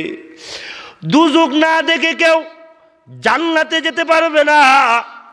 তাফসীরের কিতাবে উল্লেখ করা হয়েছে, আগে দুজুকটা দেখাইবো, এরপরে জান্নাতে নেব, যাতে কইরা জান্নাতে গিয়া আল্লাহর শুকরিয়া বেশি বেশি আদায় করতে পারে। যখন জাহান্নামটা দেখবে, এই জাহান্নামের ভিতরে চাচাতো ভাই ঢুকে গেছে, এই জাহান্নামের ভিতরে মামাতো ভাই, মামার ঘরের ভাই জাহান্নামে ঢুকে গেছে, যখন দেখবে জাহান্নামের ভিতরে সে পড়ে রয়েছে, আর এই পাশে দিয়ে আল্লাহ বলবে, যা তুই জান্নাতে চইলা যা। এমনি তখন জাহান্নামটা দেখবে, দেখার পরে তখন সে বলবে, আল্লাহু আকবার, আল্লাহ ভালো নেক আমল করছিলাম, আল্লাহ আপনি তৌফিক দিছিলেন, আল্লাহ আমি যদি নেক আমল না করতাম আমিও তো এই দুজুগে যাইতাম, আল্লাহ আমি যদি ভালো কাজ না করতাম আমিও তো এই দুজুগে যাইতাম। তখন সে যাবে আর আল্লাহর শুকর আদায় করবে। জান্নাতের ভিতরে গিয়ে সে আল্লাহর সামনে সেজদায় পড়ে যাবে, রব্বুল আলামিন, আল্লাহ গো আপনি যে আমারে বাঁচাইলেন, জাহান্নাম থেকে বাঁচাইলেন। আল্লাহ রাব্বুল আলামিন বলেন, আল্লাহ রাব্বুল আলামিন বলেন, লা তারাবুন্নাল জাহিম, অবশ্যই তুমি দুজুক দেখবে, দুজুক দেখে দেখে তুমি জান্নাতের দিকে যাবে। এই জন্য আল্লাহর নবী, বিশ্ব নবী রাহমাতুল লিল আলামিন বলেন, এমন কোন পয়গম্বর নাই যে পয়গম্বর দুজুককে ভয় করে নাই, যে পয়গম্বর জাহান্নামকে ভয় করে নাই। এমন কোন পয়গম্বর নাই যে পয়গম্বর তার উম্মতকে জাহান্নামের আগুন থেকে বাঁচার জন্য দাওয়াত দেয় নাই। এই জন্য আল্লাহর নবী, বিশ্ব নবী রাহমাতুল লিল আলামিনের কাছে একজন সাহাবী আসলেন। কইতাম নি মজার একটা কথা, কইতাম নি খুব মজার কথা, এটা শুনলে বুঝতে পারবেন আল্লাহু আকবার, যে তাদের অবস্থা কি আর আমরার অবস্থা কি। একজন সাহাবী, ওই সাহাবী হলো ল্যাংরা, মানে পাও নাই, হাঁটতে পারে না, ল্যাংরা। আপনার দেশে কি কয়? ল্যাংরা। তো ওই সাহাবী এইভাবে পাও নাই, ভালো করে হাঁটতে পারে না, ল্যাংরায় ল্যাংরায় হাঁটে। সাহাবীর নাম হইল আমর ইবনে জামুহ রাদিয়াল্লাহু তাআলা। হযরত আমর ইবনে জামুহ রাদিয়াল্লাহু তাআলা পাও নাই, এবার টেনে টেনে হাঁটে, টেনে টেনে হাঁটে। ওই সাহাবীর 4 জন ছেলে ছিল, ওই 4টা ছেলে জিহাদের ময়দানে গিয়ে যুদ্ধে অংশগ্রহণ করে আর বীরত্বের সাথে লড়াই করে কাফেরদেরকে কচুরি পাড়ার মতো জাহান্নামে নিক্ষেপ করে। তো এমনই তখন ওই সাহাবীর পাও নাই, কথা বলার জন্য কোনো যুদ্ধের ময়দানে যাইতে পারে না, কোনো জিহাদের ময়দানে শরিক হতে পারে না, মাজুর। কি মাজুর? মাজুরের কারণে সে কোনো জিহাদের ময়দানে অংশগ্রহণ করতে পারে না। আল্লাহর রাসূলও তাকে এলাউ করে না, কয় যে তুমি তো মাজুর, তোমার জন্য অনেক ছাড় আছে। কি আছে বলেন না? ছাড় আছে। আচ্ছা বলুন তো দেখি, যে দাঁড়ায় নামাজ পড়তে পারে না, ইসলাম তাকে বৈশা নামাজ পড়ার কথা বলছে না কেন? ছাড় আছে, মাজুরের ছাড় আছে। এমনি তখন দেখে তোমার যখন ফাও নাই তো তুমি জিহাদের ময়দানে যাইও না। আচ্ছা ঠিক আছে। এখন দেখা যায় সাহাবী একদিন তখন আল্লাহর নবী রাহমাতুল লিল আলামিনের কাছে এসে ডাক দিয়া কয়, আপনি আমারে যা ফিরাইছেন আর ফিরাইয়েন না, একটু অনুরোধ করে কয়, আপনার পায়ে ধরে কয়, ওগো নবীজি, ওগো আল্লাহর নবী, ফিদাকা আবি ও উম্মি, আমি ল্যাংরা হইতাম পারি, ল্যাংরা হইছি বিদায় কি একেবারে আপনি আমাকে এইভাবে মাহরুম করবেন না? আপনি বলেন এই ফাও আল্লাহ, আমি যদি জান্নাতে যেতে পারি তাইলেও কি আমি ল্যাংরা থাকবো? সুবহানাল্লাহ। সুবহানাল্লাহ, সুবহানাল্লাহ। আমি জান্নাতে যেতে যেতে পারলেও কি আমি ল্যাংড়া থাকবো? রসুল বলেন না না না, জান্নাতে গেলে তুমি ল্যাংড়া থাকবে না, আল্লাহ তোমাকে জান্নাতি পাও লাগাইয়া দিব। সাহাবী ডাক দেখে, ঠিক আছে আমি জান্নাতে যেতে চাই। ওগো নবী, আমি জান্নাতে যেতে চাই, আপনি আমাকে মাহরুম করবেন না। চারটা ছেলের অনুমতি দিছেন, আমারও অনুমতি দিতে হবে। আমি উহুদের ময়দানে আল্লাহর রাস্তায় শহীদ হব। আরো জোরে কান সুবহানাল্লাহ। এমনই তখন চারো ছেলে ডাক দেখ, আব্বা যা বলছেন বলছেন, আর বলবেন না, আপনি চলে যান, আপনি মাজুর মানুষ, আপনার ফাও নাই, আপনি চলে যান। এমনি তখন আমর ইবনে জামুহ রাদিয়াল্লাহু তাআলা বলেন, বাবা রে বাধা দিস না রে বাবা, বাবা না লক্ষ্মী, বাধা দিস না, আমি আল্লাহর রাস্তায় যাব, আমি জান্নাতি ফাও আমার পায়ের সাথে লাগাই দেবো, আমি জান্নাতে দৌড়াদৌড়ি করবো। এমনি তখন সাহাবাই কেরাম চারজন ছেলে, ওই মানে ল্যাংরা সাহাবি আমর ইবনে জামুহ, তার চারজন ছেলে ডাক দেখ, আল্লাহ নবী অনুমতি দিয়েন না। রসুল বলেন, ঠিক আছে তোমরা যাও।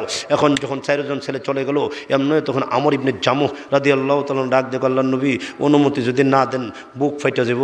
ওগো নবী, আমার অন্তরকে আমি মানায় রাখতে পারবো না, আল্লাহর হস্তে অনুমতি দেন, আল্লাহর হস্তে অনুমতি দেন। আল্লাহর নবী রহমাতুল্লিল আলামিন বলেন, এ আমর ইবনে জামুহ, এমন করতেছো কেন? বলেন, না না, আমি জান্নাতে যেতে চাই, আমার জান্নাতে ফাও আমার পায়ের সাথে লাগাই আমি জান্নাতে ঘোরাঘুরি করতে চাই। আল্লাহর নবী একটা মুচকি হাসি দিয়ে ডাক দেখো, যাও অনুমতি দিয়ে দিলাম। আরো জোরে কন্যা সুবহানাল্লাহ। যাও অনুমতি দিয়ে দিলাম। যেই মাত্র অনুমতি দিলেন, ওই মানে মাজুর সাহাবি পাও টানতে টানতে শেষরাইয়া বাসায় গেলেন। বাসায় গিয়ে স্ত্রীকে ডাক দেখো, স্ত্রী গো আসসালামু আলাইকুম রাহমাতুল্লাহ, আমি কামিয়াব, সুবহানাল্লাহ, আমি সাকসেস, আমি সফল, ও স্ত্রী আমি চলে যাই আল্লাহর রাস্তায়, আমি শহীদ হমু। এমন তখন স্ত্রী মজাক করছে, কথা বলছে না, স্বামী স্ত্রী মজাক করে না? মা করে না মজাক? মজাক করে, মজাক করো তো এটা একটা সুন্নত। স্বামী স্ত্রী মাঝে মধ্যে মজাক করা, স্ত্রীকে দেখলেই ফিডান শুরু করে দেওয়ান, এ জাতের মানুষ আছে না কিছু? হ্যাঁ, গরুর মতো ফিডায়। আল্লাহু আকবার। বউ ফিডাই না মানুষ সুনামগঞ্জে আসেনি? হ্যাঁ, তো এই জন্য তো স্ত্রী কয় যে কি ব্যাপার, কি বললেন? আমি আল্লাহর রাস্তায় যাব, আমি শহীদ হব, আল্লাহর রাস্তায় যাব, আমি শহীদ হব। বলে রসুল কইছে নাকি? বলে হ্যাঁ, আল্লাহর নবী কইছে। তো স্ত্রী হাসতে হাসতে কই, তুমি জিহাদের ময়দানে গিয়ে কিতা করবা? হায় রে, আর দেশও মানুষ পাইছে না, আল্লাহর নবী আর খুঁজা পাইছে না মানুষ, তোমার দিছে অনুমতি, তুমি জিহাদের ময়দানে যাইবা, গিয়া কি করবা তুমি? হ্যাঁ, তোমার ভাও নাই, ল্যাংরাইয়া ল্যাংরাইয়া শেষরাইয়া হাঁটবা, না কি উপকার হইব, না নবীর উপকার হইব, না সাহাবীদের উপকার হইব, তোমার মতো এই ল্যাংরা মানুষ গিয়া ও যাদের ময়দানে গিয়ে কি করবা? এমনি আমর ইবনে জামুহ রাদিয়াল্লাহু তাআলা আনহু ডাক দিয়া কয়, স্ত্রী তুমি যখন এই কথাটা বলেই ফেলছো, তাইলে আর আমি হাত না উঠাইয়া পারলাম না। এমনি তখন স্ত্রী তো করছে মজাক, কিন্তু ওই মাজুর সাহাবী উনি মজাক না বুঝিয়া আকাশের দিকে দুইটা হাত তুইলা একটা চিৎকার দিছে। সুবহানাল্লাহ কোন না? প্রভু, আমার স্ত্রী বলেছে আমাকে দিয়ে কি হবে? আল্লাহ আমাকে কে মাজুর করেছে? একমাত্র তুমি আমাকে মাজুর করেছো। আল্লাহ আমার স্ত্রী বলে আমাকে দিয়ে কি হবে? রব্বে কারীম দেখায়া দাও আমাকে দিয়ে কি হবে না হবে। আল্লাহ তুমি কি পারো না গো মাজুরকে দিয়া কাজ নিতে? আল্লাহ তুমি কি পারো না মাজুরকে দিয়ে কাজ নিতে? কত অন্ধকে দিয়ে তুমি কাজ নিয়েছো, কত অন্ধকে দিয়ে তুমি কাজ নিয়েছো। আব্দুল্লাহ ইবনে মুবারক মদের আড্ডার ভিতরে মদ খায়, ওই মুহূর্তে আল্লাহ তাকে হেদায়াত দান করলেন। জুনায়েদ বাগদাদি সে একটা কুস্তিগীর, আল্লাহ তাকে হেদায়াত দিয়া আল্লাহ তাকে ওলি বানায়া দিলেন। হযরতে আমর ইবনে জামুহ রাদিয়াল্লাহু তাআলা আকাশের দিকে দুইটা হাত তুলে ডাক দিয়ে কয়, ল্যাংরা হতে পারি গো, কিন্তু আমি না তোমার গোলাম, আমি না নবীর সাহাবী, আমি না নবীরে ভালোবাসি, আমি না তোমাকে ভালোবাসি। আল্লাহ তুমি আমাকে কবুল করে ফেলো। উহুদের ময়দান থেকে আমার লাশটা স্ত্রীর কাছে আর ফিরাইয়া দিবে না, স্ত্রীর কাছে আর আমার লাশটা যাতে না আসে। আল্লাহ উহুদের ময়দানে আমাকে কবুল করে ফেলো, আমি জান্নাতে যাব, আমি জান্নাতে যাব, আমাকে সুযোগ দাও, মাজুরকে কবুল করে নাও। আল্লাহর রাসূল বলেন আল্লাহর রাস্তার মুজাহিদের দোয়া কোনোদিন ফেরত দেয় না। আল্লাহর রাস্তার মুজাহিদের দোয়া আল্লাহর দরবারে 100 কবুল হয়ে যায়। এ অবস্থার ভিতরে যখন কান্না শুরু করে দিলেন, স্ত্রী ডাক দেয়া কয় আর কাঁদো না, আর কেঁদো না, যাও যাও আর বলবো না। স্বামী ডাক দেয়া কয় আর বলতে হবে না, যা বলার আল্লাহর কাছে বলে ফেলেছি। এটা কোনো বদদুয়া নয়, বরং এটা হইলো আমি আল্লাহর রাস্তায় যাব। আল্লাহ মাজুরকে দিয়েও কাজ নিতে পারে। তুমি কেন বললা আমি একটা ল্যাংড়া, সুতরাং আমি আল্লাহর রাস্তায় যাব, আমি আর আল্লাহর রাস্তা থেকে ফিরে আসবো না। এই অবস্থার ভিতরে উহুদের ময়দানে আল্লাহর নবী বিশ্ব নবী রহমাতুল লিল আলামিন উনি নিজেও আহত। লোহার করা কাফেররা লোহার করা এমনভাবে ছাড়লেন, আল্লাহু আকবার। নবী আলাইহিস সালাতু ওয়াস সালামের মাথা মুবারক দিয়া দুইটা লোহার করা এমনভাবে ঢুকে গিয়েছিল। আল্লাহর নবী গর্তের ভিতরে পড়ে গেলেন। গর্তের ভিতরে পড়ে আল্লাহর নবী কান্দে আর কয় ইয়া হাইয়ু ইয়া কাইয়ুম, ইয়া হাইয়ু ইয়া কাইয়ুম আল্লাহুম্মা উম্মতি উম্মতি বলে নবী কান্দে। আল্লাহর নবী রহমাতুল লিল আলামিনকে ওই গর্তের ভিতর থেকে উঠানো হলো। লোহার কড়াগুলা বাহির করেছে। একজন সাহাবী বলেন লোহার কড়া বাহির করতে গিয়া দুইটা দাঁত আমার ভেঙে গেল, দুইটা দাঁত ভেঙে গেল। নবীজিকে ওই গর্তের ভিতর থেকে উঠায় এলাম। একজন সাহাবী বলেন আল্লাহর নবী রক্ত দেখে আমি রক্তগুলা খাওয়া শুরু করে দিলাম। রক্তগুলো খায় আর গিলে, আবার খায় আবার গিলে। এমন তখন রসুল ডাক দেয়া কয় কে তুমি? বলে আনা মালিক বিন সিনান। রসুল বলেন মান মালিক বিন সিনান? মালিক বিন সিনানকে এমনি ডাক দেয়া কয় ওগো নবীজি আমি হইলাম আবু সাইদ খুদরি রাদিয়াল্লাহু তাআলা আনহুর আব্বা। আল্লাহর নবী বলেন আবু সাইদ খুদরির আব্বা? বলে হ্যাঁ আবু সাইদ খুদরি রাদিয়াল্লাহু আনহুর আব্বা। ডাক দেয়া কয় কি করো? বলে আপনার রক্তগুলো খেয়ে ফেলে। রসুল ডাক দেয়া কয় রক্ত খাও? বলে হ্যাঁ রক্ত খায়। কেন খাই গো জানেননি? এই রক্তের দাম আরশে আজিম থেকে বেশি, এই রক্তের দাম বাইতুল্লাহ শরীফ থেকে বেশি। এই রক্ত সাধারণ রক্ত হতে পারে না, এই রক্ত জমিনে পড়তে আমি দিতে পারি না। রক্ত খেয়ে ফেলছি। আল্লাহর নবী একটা মুস্কি হাসি দিয়ে ডাক দেয়া কয় সাহাবী রে আমার রক্ত খাস নাই, জাহান্নামের আগুন তোর জন্য হারাম হয়ে গেছে, জাহান্নামের আগুন তোর জন্য হারাম হয়ে গেছে। আল্লাহর নবী ওই গর্তের ভিতর থেকে উঠলেন। ওইটা ডাক দেয়া কয় সাহাবীরা রে আমাকে নিয়ে যা, আমাকে নিয়ে যা উহুদের দিকে, উহুদের ওই দুইটা পাহাড়ের মাঝখানে আমাকে নিয়ে যা। আমার নাকের ডগায় জান্নাতের বাতাসের গ্রান লাগতেছে, আমার নাকের ডগায় জান্নাতের বাতাসের গ্রান আমার নাকের ডগায় আসতেছে, নিয়ে যা, আমাকে নিয়ে যা। এমনি তখন আল্লাহর নবী দুইজন সাহাবীর কাঁধে বর দিয়া উহুদের দিকে গেলেন। গিয়ে দেখে ওই সাহাবী, যেই সাহাবীর দুই পাও নাই মাজুর, সাহাবীটা এইভাবে পড়ে রয়েছে। আল্লাহু আকবার। ওই সাহাবী ইন্তেকালের সময় তাফসীরের কিতাবে উল্লেখ করা হয়েছে সাহাবীর নাম হলো আমর ইবনে জামু, মাজুর সাহাবী। উনি ইন্তেকালের আগে বলছিল আমার পাশে কোনো সাহাবী আসুনি। একজন সাহাবী ডাক দিয়ে কই কে তুমি? বলে আমি আমর ইবনে জামু রাদিয়াল্লাহু তাআলা আনহু। এমনে ডাক দেয় কই আমর ইবনে জামুনি? বলে হ্যাঁ আমর ইবনে জামু। ইন্না লিল্লাহ, তুমি না মাজুর, তোমাকে কি নবী অনুমতি দিছে? বলে হ্যাঁ আল্লাহর নবী অনুমতি দিছে, আল্লাহর নবী পারমিশন দিছে। আমি কয়েকজন কাফেরকে জাহান্নামে ফালাইছি, আমি মাজুর হতে পারি। কয়েকজন কাফেরকে জাহান্নামে নিক্ষেপ করেছি। জাহান্নামে নিক্ষেপ করার পর এমন তখন একজন কাফের এসে আমাকে এখানে কূপ দিলেন, আর একটা কূপ এখানে দিলেন। আমি এখন সইতে পারি না, আমি এখন শুয়ে গেলাম। কিন্তু সাহাবী রে শুন, আল্লাহর নবীর কানে আমার সালামটা পৌঁছায়া দেশ। বলবি মরণ পর্যন্ত ইসলামকে ধরে রেখেছি, মরণ পর্যন্ত ঈমানকে ধরে রেখেছি। নবীকে গিয়ে সালামটা দিবি, নবীকে বলবি আমি মরণ পর্যন্ত নবীরে বলি নাই, মরণ পর্যন্ত আল্লাহর নবীকে বলি নাই। এমন তখন সাহাবী ডাক দিয়ে কই ঠিক আছে আমি বলবো। এমনি তখন ডাক দেখো শুন শুন আমার কালিমা হই কিনা শুন। কালিমা পড়া শুরু করলেন, লা ইলাহা ইল্লাল্লাহু মুহাম্মাদুর রাসূলুল্লাহ। পড়তে পড়তে দুনিয়ার ময়দান থেকে বিদায় হয়ে গেলেন। আল্লাহর নবী দেখেন কারা কারা শহীদ হয়েছে, কারা কারা শহীদ হয়েছে। আয়েশা দেখে আমর ইবনে জামু রাদিয়াল্লাহু তাআলা আনহু আল্লাহর রাস্তায় শহীদ হয়ে গেলেন। আল্লাহর নবী বিশ্ব নবী রহমাতুল লিল আলামিন এইভাবে দুইটা হাত তুইলা কাঁদে আর কয়, আমর ইবনে জামু রে, এরে আমর ইবনে জামু, আমার কাছ থেকে অনুমতি আনছিলি, এখন তো তুই আল্লাহু আকবার, তুই তো এখন শহীদ হয়ে গেছস। হঠাৎ করে আল্লাহর নবী এমনভাবে কান্না লইলেন, কান্নার ভিতর দিয়ে মুস্কি মুস্কি হাসে, আবার কাঁদে, আবার মুস্কি মুস্কি হাসে। সাহাবায়ে কেরাম বলেন, আল্লাহর নবী গো, আপনি মুস্কি মুস্কি হাসেন কেন, কান্নার ভিতরে হাসি দিলেন কেন? আল্লাহর রাসূল বলেন, কাঁদছি এই জন্য, মাজুর সাহাবীটা কিভাবে শহীদ হইল, আল্লাহু আকবার, তার জন্য আমার মায়া লাগছে, এই জন্য কাঁদছি। তাহলে হাসেন কেন? আল্লাহর রাসূল বলেন, হাসি এই জন্য যে আমি দেখতে পাইতেছি, আমি রাসূল হওয়ার কারণে, নবী হওয়ার কারণে আমি দেখতেছি আল্লাহ রাব্বুল আলামিন তার পাওটাকে জান্নাতি পাওয়ের সাথে জোড়া লাগাইয়া জান্নাতের ভিতরে তারে ঢুকাইয়া দিয়েছে। আমি দেখতেছি জান্নাতের ভিতরে সাহাবী দৌড়াদৌড়ি করতেছে, জান্নাতি পাও নিয়ে সে জান্নাতের ভিতরে দৌড়াদৌড়ি করে, এই জন্য হাসি। আল্লাহু আকবার। এমন তখন খবর হইল, আমর ইবনে জামুর স্ত্রীর কাছে খবর গেল, আমর ইবনে জামুর স্ত্রী গো, তোমার স্বামীটা তো আল্লাহর রাস্তায় শহীদ হয়ে গেছে। তাই নাকি? বলে হ্যাঁ। তাই? বলে হ্যাঁ। সত্যি বলো? হ্যাঁ সত্যি বলেছি, তোমার স্বামীটা আল্লাহর রাস্তায় শহীদ হয়ে গেছে।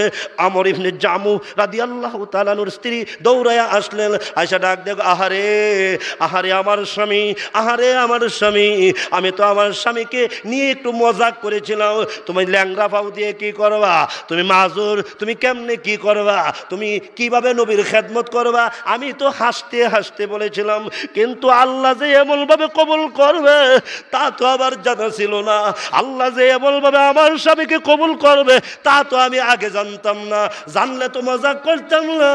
এমনই তখন আমর ইবনে জামু রাদিয়াল্লাহু তাআলা আনহুর স্ত্রী এখন কান্দে আর আহারে, যদিও সব মাজুর, কিন্তু আমার ঘরের মধ্যে একজন স্বামী ছিল, আমার স্বামীটা, আমার স্বামী, স্বামী ছাড়া আমি কেমনে থাকবো, এইভাবে কাঁদে। এমনি তখন ডাক দিয়া কয়, আমার ভাইয়েরা কোথায় রে? ও আমার ভাইয়েরা, আমার স্বামীর লাশটা একটু উটের উপরে উঠাইয়া দে, আমার স্বামীকে আমার বাড়ির পাশে কবর দেব, আমার স্বামীর লাশটা উটের উপরে উঠাইয়া দে। কিন্তু দেখা যায় কয়েকজন মিলেও লাশটা উপরে উঠাইতে পারে না, কয়েকজন মিলেও লাশটা উপরে উঠাইতে পারে না। এমনি তখন আমর ইবনে জামু রাদিয়াল্লাহু আনহুর স্ত্রী ডাক দিয়া কয়, ইন্না লিল্লাহ, আমার স্বামীর লাশ কেন তোমরা পারো না, তোমরা শরীরে কি শক্তি নাই? এমনি তখন আরো কয়েকজনকে ডাক দিলেন, কয়েকজন ভাই তোমরা ধরে আমার স্বামীর লাশটা উটের উপরে উঠাইয়া দাও, আমার স্বামীকে আমার বাড়ির পাশে কবর দেব। কিন্তু দেখা যায় কয়েকজন মিলেও লাশটা উপরে উঠাইতে পারে না, লাশটা উটের উপরে উঠাইতে পারে না। আল্লাহর নবীর কাছে গেলেন, আমর ইবনে জামু রাদিয়াল্লাহু তাআলা আনহু স্ত্রীকে ডাক দিয়ে কই, ইয়া রাসূলুল্লাহ, আল্লাহর নবী গো, আমার স্বামীর লাশটা কেন উপরের দিকে উঠানো যায় না? কয়েকজন লোক মিলে আমার স্বামীর লাশটাকে উটের উপরে উঠানোর চেষ্টা করতেছে, কিন্তু আমার স্বামীর লাশটা উপরের দিকে উঠাইতে পারে না, উপরের দিকে উঠাইতে পারে না। আল্লাহর নবী আপনি বলেন ঘটনা কি? আল্লাহর রাসূল নিজে গেলেন, নিজেই গিয়া সাহাবায়ে কেরামের মাধ্যমে উপরে উঠানোর চেষ্টা করে, কিন্তু লাশটা দেখা যায় কে যেন ফেরাগের মতো মেরে রাখছে, চুম্বুকের মতো মাটির সাথে লেগে গেছে, উহুদের প্রান্তরে চুম্বুকের মতো লেগে গিয়েছে, উহুদের মাটির সাথে আমর ইবনে জামু রাদিয়াল্লাহু তাআলার শরীর এমন ভাবে লেগে গিয়েছে, চাপটাই মেরে লেগে গিয়েছে। এমন তখন আল্লাহর নবী রাহমাতুল লিল আলামিন ব্যাপারটা বুঝে গেলেন। রাসূল ডাক দিয়ে কয়, আমর ইবনে জামুর স্ত্রী, বলো বলো তোমার স্বামীর অবস্থা কি, তোমার স্বামীর অবস্থা কি, কি দোয়া করেছিল? এমনি ডাক দিয়ে আল্লাহর নবী গো, আমার স্বামী, আমি একটু মজাক করেছিলাম যে আপনার দ্বারা ইসলামের কি খেদমত হবে, আপনি একজন মাজুর মানুষ, আপনার পাও নাই, আপনার ল্যাংরা পাও নাই, আপনি কেমনে নবীর খেদমত করবেন, ইসলামের খেদমত কেমনে করবেন? এমনি আমার স্বামী আকাশের দিকে দুইটা হাত তুলে ধরেছে, মহাব্বতের মুনাজাত করেছে, এটা কোনো রাগের মুনাজাত না, মহাব্বতের মুনাজাত করেছে। আল্লাহ, আমার স্ত্রী বলছে আমি মাজুর, আমার দ্বারা ইসলামের কি খেদমত হইব? আল্লাহ আমাকে উহুদের প্রান্তরে নিয়ে যাও, উহুদের প্রান্তরে নিয়ে যাও, আর আইনো না, আমাকে উহুদে রেখে দিও। এমনি তখন আল্লাহর নবী রাহমাতুল লিল আলামিন এমনভাবে কান্না শুরু করে দিলেন, নবী আলাইহিস সালামের বুক থেকে কান্নার আওয়াজ বাইর হয়ে গেছে। আল্লাহ রাসূল ডাক দেয়া কয়, এ আমর ইবনে জামুর স্ত্রী, কান্দিস না রে, মহান আল্লাহ আমর ইবনে জামুর দোয়া কবুল কইরা উহুদের মাটিতে তাকে আল্লাহ কবুল করে ফেলেছে। জোরে কান সুবহানাল্লাহ, আরো জোরে কান সুবহানাল্লাহ। এই জন্যে আল্লাহ রাব্বুল আলামিন যারে কবুল করে তারই দিয়ে আল্লাহ কাজ নেয়, রিক্সাওয়ালা হোক, দিন মজুর হোক। কথা বলেন ঠিক কিনা? আল্লাহ রাব্বুল আলামিন বলেন জাহান্নামও দেখবা, আর জাহান্নাম দেখায় তোমরা জান্নাতে নেওয়াইব। আল্লাহ বলেন কিয়ামতের দিন মুসিবতের ময়দানে সুম্মা লাতুস আলুন্না ইয়াউমা ইযিন আনিন নাঈম, যা নিয়ামত আল্লাহ আমরারে দিছে এই নিয়ামত সম্পর্কে আল্লাহ জিজ্ঞাসা করব। নাকটা আমি আল্লাহ দিছিলাম, শেখ হাসিনা দিছিল না। কানটা আমি আল্লাহ দিয়েছিলাম, শেখ হাসিনা দিছিল না। চোখগুলো আমি আল্লাহ দিছিলাম, খালেদা দিছিল না। এগুলার হিসাব দে। কথা বলেন ঠিক কিনা? সুতরাং আল্লাহর আদালতে হিসাব দিতে হইব, এতে কোনো সন্দেহ আছে? জোরে কোন আছে? যারা মনে, আপনারা সবাই সুন্নত মতো চলবেন ইনশাআল্লাহ বলেন। মিসওয়াক একটা সুন্নত, বলেন মিসওয়াক একটা সুন্নত, বলেন মিসওয়াক চিনেন তো? এই যে আমার পকেটে মিসওয়াক আছে, এই যে দেখেন, এটা চিনেন তো? এটার নাম কি? মিসওয়াক। এটা সুন্নত। যদি কোনো আল্লাহর গোলাম 5 ওয়াক্ত নামাজের আগে 5 বার মিসওয়াক করে, তো এই মিসওয়াক করে করে যদি তার জীবনটা সে কাটাইতে পারে, ইন্তেকালের সময় তার জবান দিয়ে অবশ্যই কালিমা নসিব হবে। এর থেকে দাঁড়িয়েছেন কে? বসেন, দোয়া করেন। হ্যাঁ, এর থেকে বড় উপকারী জিনিস আর কি হতে পারে? এই জন্য মিসওয়াক করতে রাজি আছেন ইনশাল্লাহ? এই যে আমি ওয়াদা করলাম, আমি মোহাম্মদ মুস্তাকিম বিল্লাহ হামিদি এই দিরাই চণ্ডীপুর এলাকায় ওয়াদা করে গেলাম যে মরণ পর্যন্ত ইনশাল্লাহ আমি সুন্নত, এই মিসওয়াকের সুন্নত আমি মরণ পর্যন্ত আদায় করব। আল্লাহ আপনি আমাকে তৌফিক দান করেন। আপনারা পারবেন? তাহলে বুকে হাত দেন, বুকে হাত দেন, বলেন ইয়া আল্লাহ। হয়েছে না? আরো জোরে ইয়া আল্লাহ। মরণ পর্যন্ত মিসওয়াক করব। আল্লাহ আপনি আমারে তৌফিক দেন। আল্লাহ তাআলা সবাইকে সুন্নতের উপরে থাকার তৌফিক দেন। বলেন আমিন। বেশি বেশি সালাম দিবেন তো? বলেন আসসালামু আলাইকুম। বলেন বলেন বলেন বলেন আসসালামু আলাইকুম। এই দৈনিক 20 জনকে সালাম দিলে ওই দিন যদি মৃত্যু হয়, আল্লাহ আপনাকে শহীদের মর্তবা দান করেন। আল্লাহ তাআলা সবাইকে আমল করার তৌফিক দেন। দোয়া করি, 2 হাত উপরে উঠান, উপরে টেনে বলেন ইয়া আল্লাহ। সবাই বলেন ইয়া আল্লাহ। 5 ওয়াক্ত নামাজ পড়ব। জোরে বলেন 5 ওয়াক্ত নামাজ পড়ব। আল্লাহ আপনি আমাকে তৌফিক দেন। রমজানে রোজা রাখবো, হজ ফরজ হলে হজ করব, জাকাত ফরজ হলে জাকাত দিব, মেয়েকে পর্দা করাইব, স্ত্রীকে পর্দা করাইব, নিজে পর্দা করব। বলেন নিজে পর্দা করব। আল্লাহ তৌফিক দেন। বলেন ইয়া আল্লাহ। বলেন ইয়া আল্লাহ। আর গুনাহ করব না। আল্লাহ আমরারে গুনাহ থেকে বাঁচান। হাত নামান, দোয়া করি। সবাই সবার জন্য দোয়া করবেন। আমি নিজেও দোয়া চাই। আল্লাহুম্মা আনতাস সালাম ইয়া ইলাহি গরকে দরিয়া গুনাহ,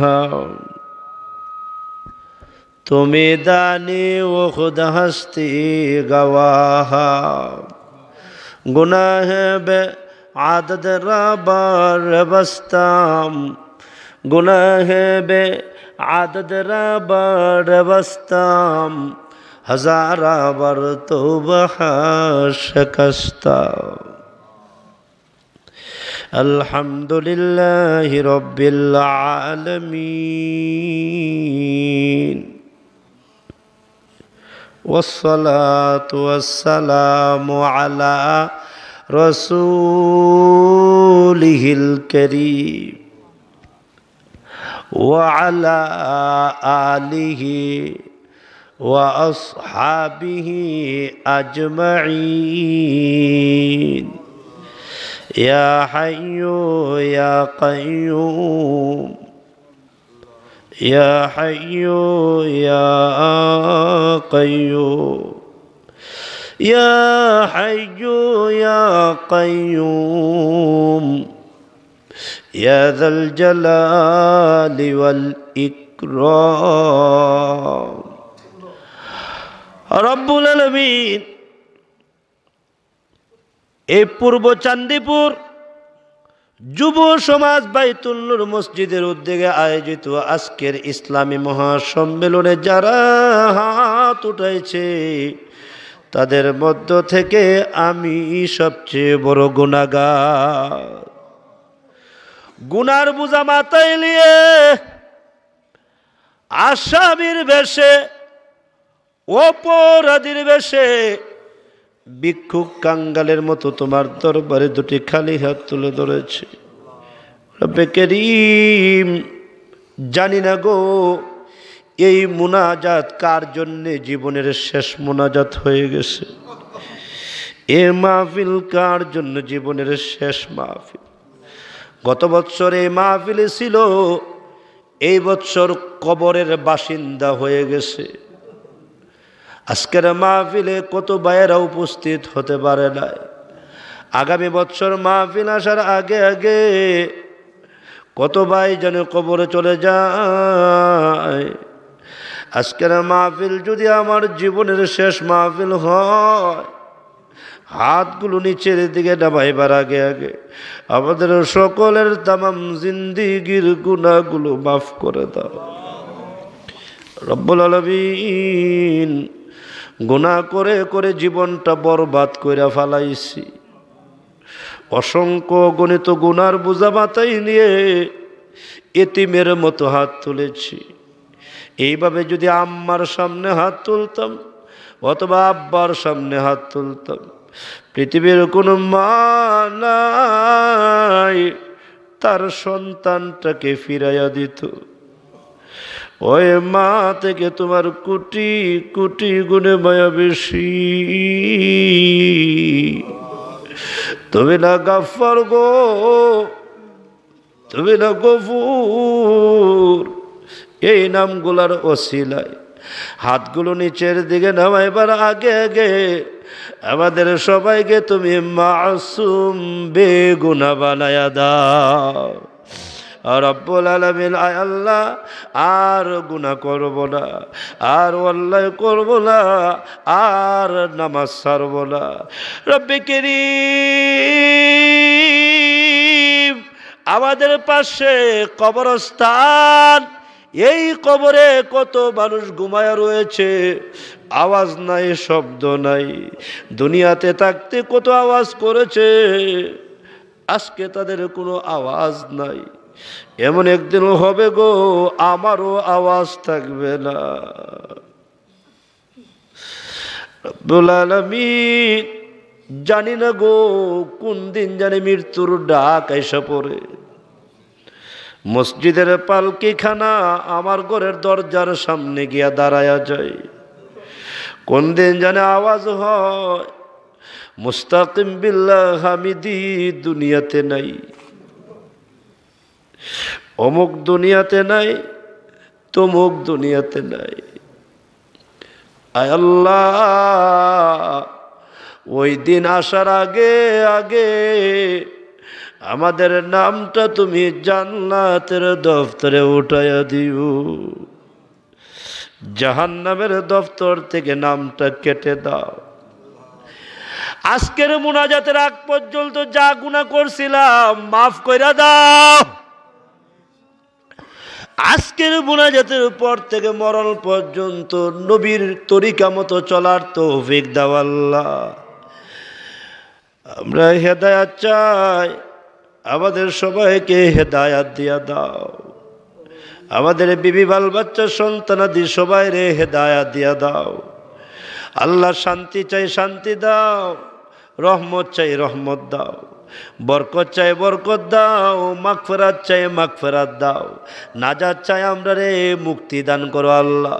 সিরাতে মুস্তাকিম চাই, গুমরাহি থেকে বাঁচাও আল্লাহ। দয়া করে আমাদেরকে আহলুল্লাহ বুজুর্গদের সাথে মরণ পর্যন্ত সম্পর্ক রাখার তৌফিক দিও রব্বুল আলামিন। হযরত মাওলানা নুরুদ্দিন সাহেব যে কথা বলছে, বাস্তবিক আল্লাহ এখানে আসা একমাত্র মোহাব্বতই হলো আসল কারণ। আল্লাহ মোহাব্বতের টানে এখানে আসছি। আল্লাহ আপনি তো আলহামদুলিল্লাহ বড় বড় জায়গায় কথা বলাইতেছেন। আল্লাহ আজকের এই মোহাব্বতের নমুনাকে কবুল করে নাও, আজকের আশাকে কবুল করে নাও, আজকের বসাকে কবুল করে নাও, আজকের কথাবার্তাগুলোকে কবুল কবুল আর মঞ্জুর করে দাও। আল্লাহ দয়া করে আল্লাহ যাদের বাসায় খাবার দাবারের ব্যবস্থা করা হয়েছে, বহুত আশেক মানুষ আল্লাহ উলামায়ে কেরামদের জন্য উমদা খানার ব্যবস্থা করেছে। আল্লাহ দয়া করে আল্লাহ আমার ভাই জনাব আনোয়ার মিয়া, আল্লাহ তার সকলকে আপনি মাফ করে দেন আল্লাহ। আয় আল্লাহ আজকের মাহফিলের সভাপতি আমার বড় শ্রদ্ধাভাজন ব্যক্তি মাওলানা নুরুদ্দিন সাহেব, আয় আল্লাহ মাওলানা হুসাইন আহমদ সাহেব, ইয়া আল্লাহ আমার মোহাব্বতের ভাই বিশিষ্ট মুবাল্লিগ সুহাগ সাহেব, ইয়া আল্লাহ আবু বকর সাহেব, ইয়া আল্লাহ আমার নিচের ক্লাসে পড়তেন, মোহাব্বতের দাবি কইরা দাওয়াত কইরা আমাকে এখানে নিয়ে আসছে। আয় আল্লাহ আরও যারা আছে সামনে যারা আছে অনেক মোহাব্বতের মানুষ অনেক দূর দূরান্ত থেকে এসেছে। এই মোহাব্বত কবরে, এই মোহাব্বত হাসরে, এই মোহাব্বত ফুলসেরাতে, এই মোহাব্বত আল্লাহ একসাথে জান্নাতে যাওয়ার ফাইসালা করে দিও আল্লাহ রব্বুল আলামিন। আল্লাহ অসুস্থ ভাইয়েরা দোয়া চেয়েছে, সুস্থ করে দাও, বেমারিদেরকে শিফা দান করো, ঋণগ্রস্ত ভাইদের ঋণের সমস্যা সমাধান করে দাও, অভাবগ্রস্ত ভাইদের অভাব অনটনা দূর করে দাও আল্লাহ। আল্লাহ এই কবরস্থানে যত মানুষ ঘুমায়া রয়েছে আজকের মাহফিলের ওসিলায় কবরস্থানের আযাব চিরতরে বন্ধ করে দাও। আজকের মাহফিলের ওসিলায় এই কবরস্থানের আযাব চিরতরে বন্ধ করে দাও রব্বুল আলামিন। ভাই মোহাম্মদ সুহাগ তার একদিনের বাচ্চাটা কবরে চলে গেছে, পৃথিবীতে আসছে, আব্বার চেহারা দেখছে, মার চেহারাটা দেখছে, অন্ধকার কবরে চলে গেছে। আল্লাহ আপনি নিয়ে গেছেন, দয়া করে তার বাচ্চাকে কিয়ামতের দিন তার জন্য তার স্ত্রীর জন্য নাজাতের জরিয়া বানায়া দিয়েন আল্লাহ। আজকের মাহফিলকে কবুল করে নেন। আজকের মাহফিলে যারা টাকা দিছে, পয়সা দিছে, শ্রম দিছে, বুদ্ধি দিছে, পরামর্শ দিছে, যারা পোস্টার লিফলেটের আয়োজন করেছে, মাইক প্যান্ডেলের ব্যবস্থা যারা করেছে, আজকে মসজিদে যারা দান গম দিয়েছে, দান চাল টাকা পয়সা যারা দিয়েছে, এই মুহূর্তে তাদের দানের সওয়াব সোনার মদিনা পৌঁছায়া দাও রব্বুল আলামিন। আজকের মাহফিলকে কবুল করো। আজকের মাহফিলের ওসিলায় আমি মুসাফির দোয়া করলাম, এই এলাকায় বৃষ্টির অনেক দরকার, বৃষ্টি ছাড়া তাদের দানগুলো শেষ হয়ে যাবে। আল্লাহ দয়া করে আল্লাহ মুসাফিরের দোয়া কবুল করে নাও। আল্লাহ দয়া করে জমিনে বৃষ্টির ফায়সালা করে দাও। আল্লাহ ইচ্ছা করলে আজকে রাতেই তুমি বৃষ্টি দিতে পারো আল্লাহ। তুমি কুন ফায়াকুন বললেই হয়ে যা, ইয়া কুন ফায়াকুন। দয়া করে এই এলাকার জন্য বৃষ্টির ফায়সালা করে দাও আল্লাহ। আল্লাহ তাদের দানের মধ্যে বরকত দিও আল্লাহ রব্বুল আলামিন। আমরা যাদের আয় আল্লাহ অনেকে হাত তুলছে, কারো মা নাই, কারো বাবা নাই। মা বাবা বড় নিয়ামত, মা বাবা বড় রহমত। বুকের চামড়া দিয়ে যদি মাকে স্যান্ডেল বানায় দেয়, তথাপি মায়ের এক ফোঁটা দুধের দাবি আদায় হবে না। আপনার রসুল বলছেন, উম্মত রে 100 বার যদি তাকাস 100টা কবুল হজের সওয়াব পাইবি। আমাদের মা যাদের নাই, রব্বুল আলামিন কত রাত গেছে আমি আমার মাকে ঘুমাইতে দেই নাই, আমার কারণে আমার মা ঘুমাইতে পারে নাই। কত লাথি দিয়েছি মার কলিজায়। পৃথিবীতে আসার সময় কুরবানির গরুর মতো মার শরীর থেকে রক্ত বাহির হতে হতে মা দুর্বল হয়ে গেছে। এমন মা যাদের কবরে আছে, আহারে মা ওই যে কবরে রাখার সময় মার কাফনের কাপড়টা সরাইয়া মার চেহারাটা যে দেখে আসছিলাম, আজ পর্যন্ত মার চেহারা আর দেখা নসিব হইছে না।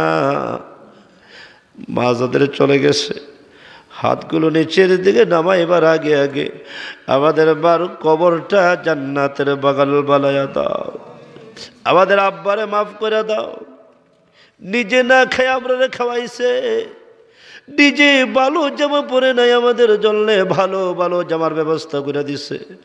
আব্বা যাদের চলে গেছে, আব্বার কবরটা জান্নাতের টুকরা বানায়া দাও। মা বাপ যাদের বেঁচে আছে হায়াতে তয়্যিবা দান করো। মা বাবার খেদমতের জন্য আমাদেরকে কবুল করে দাও। আমরা যারা আব্বা হয়ে গেছি, নেককার সন্তান দাও, নেককার সন্তান দিয়ে কলিজা ঠান্ডা করে দাও। সন্তানগুলোকে বড় বড় আলেমে হাক্কানি বানায়া দাও, আলেমে রব্বানি বানায়া দাও। আমাদের ফ্যামিলির মধ্যে খাস রহমত নাজেল করো। আমাদের মাদ্রাসাগুলো কবুল করো নাও, আমাদের মাদ্রাসার খেদমতগুলো কবুল করো, মসজিদের খেদমতগুলো কবুল করো, ওয়াজ মাহফিলের খেদমতগুলো কবুল করো, দাওয়াত ও তাবলীগের খেদমতগুলো কবুল করে নাও। বিশ্ব ইজতেমাকে কবুল আর মঞ্জুর করে দাও। বিশ্ব ইজতেমা আমাদের জন্য হেদায়েতের জরিয়া বানায়া দিও আল্লাহ। রব্বে কারীম, আল্লাহ এটাই তোমার কাছে শেষ কথা। আল্লাহ যেদিন মৃত্যু দিবা, ইমানের হালতে মৃত্যু দিও। তওবা নসিব করো, ডাইনে বামে রহমতের ফেরেশতা পাঠাইয়া দিও। মরণের আগে আগে তোমার ঘর, তোমার বাড়ি বাইতুল্লাহ শরীফ জিয়ারত করার তৌফিক দিও। মরণের আগে আগে তোমার হাবিবের রওজা শরীফ জিয়ারত করার তৌফিক দিও। জান্নাতুল বাকি জিয়ারত করার তৌফিক দিও। আল্লাহ বুড়া বুড়া বাবাগুলা হাত তুলছে, আল্লাহ বুড়া বুড়া বাবাগুলারে মাফ করে দাও আল্লাহ। যুবকরা হাত উঠাইছে, যুবকরা হাত তুললে তুমি আল্লাহর নাকি, যুবকরা একবার ডাক দিলে তুমি আল্লাহ নাকি 70 বার জবাব দাও। ইয়া আল্লাহ, সবাই ডাক দেন ইয়া আল্লাহ, আরো মহব্বতে ডাক দেন ইয়া আল্লাহ, ইয়া আল্লাহ। রব্বুল আলামিন যুবকগুলো তোমারে ডাকতেছে, একটা যুবকরেও গুনার দিকে আর দাবিত কইরো না। যুবকদের যৌবনগুলা তুমি হেফাজত করো, এদের ইমানটা তুমি হেফাজত করো আল্লাহ। রব্বুল আলামিন মা বোনদেরকে পর্দার ভিতরে ঢুকায়া দাও, মা বোনদেরকে পর্দার ভিতরে ঢুকায়া দাও। যুবকগুলাকে গুনাহ থেকে হেফাজত করো আল্লাহ। আজকের মাহফিলের ওসিলায় এই গ্রামের মধ্যে খাস রহমত আর বরকত নাজেল করো আল্লাহ। রব্বুল আলামিন, আয় আল্লাহ রাগ করো না, গুসা করো না, ডায়াবেটিস প্যারালাইসিস দিও না, ক্যান্সার দিও না, হার্ট অ্যাটাক করো না, কিডনিগুলো দুর্বল করে দিও না। আমরা হাসপাতালে ফালায়া রাখো না আল্লাহ, মেডিকেলে ফেলে রাখো না আল্লাহ। অসুস্থতার নাম দিয়া, বেমারির নাম দিয়া আপনারা পরীক্ষা করো না। মায়া কইরো, আদর কইরো, দয়া কইরো, রহমতের চাদর দিয়া ডাইকা রাখো। মায়ানমারের মুসলমানদের মতো, চীনের মুসলমানদের মতো আমাদেরকে কাফেরদের হাতে ছেড়ে দিও না। কিয়ামতের দিন জাহান্নামী বলে ডাক দিও না। আদর রিয়া মানুষ আল্লাহ বানায়া, কেমনে দিবা জাহান্নামে ফেলিয়া, কেমনে দিবা জাহান্নামে ফেলিয়া। মাফ চাহি, মাফ করো আল্লাহ তোমার দরবারে। মাফ যদি নাও করো, যাইব কার কাছে। রব্বিরহামহুমা কামা রব্বায়ানি সগীরা। ওয়া সাল্লাল্লাহু তাআলা আলা খায়রি খালকি মুহাম্মদ ওয়া আলা আলিহি ওয়া সাহবিহি আজমাইন। ইয়া আল্লাহ, মসজিদের কমিটি, মসজিদের মুসল্লি, ইমাম সাহেব, সবাই যারা আছে এই মসজিদের সাথে সম্পৃক্ত, সবাই রে তুমি মাফ করে দাও। সাল্লাল্লাহু আলা নবিল উম্মি। আমিন বিরহমাতিকা ইয়া আরহামার রাহিমিন।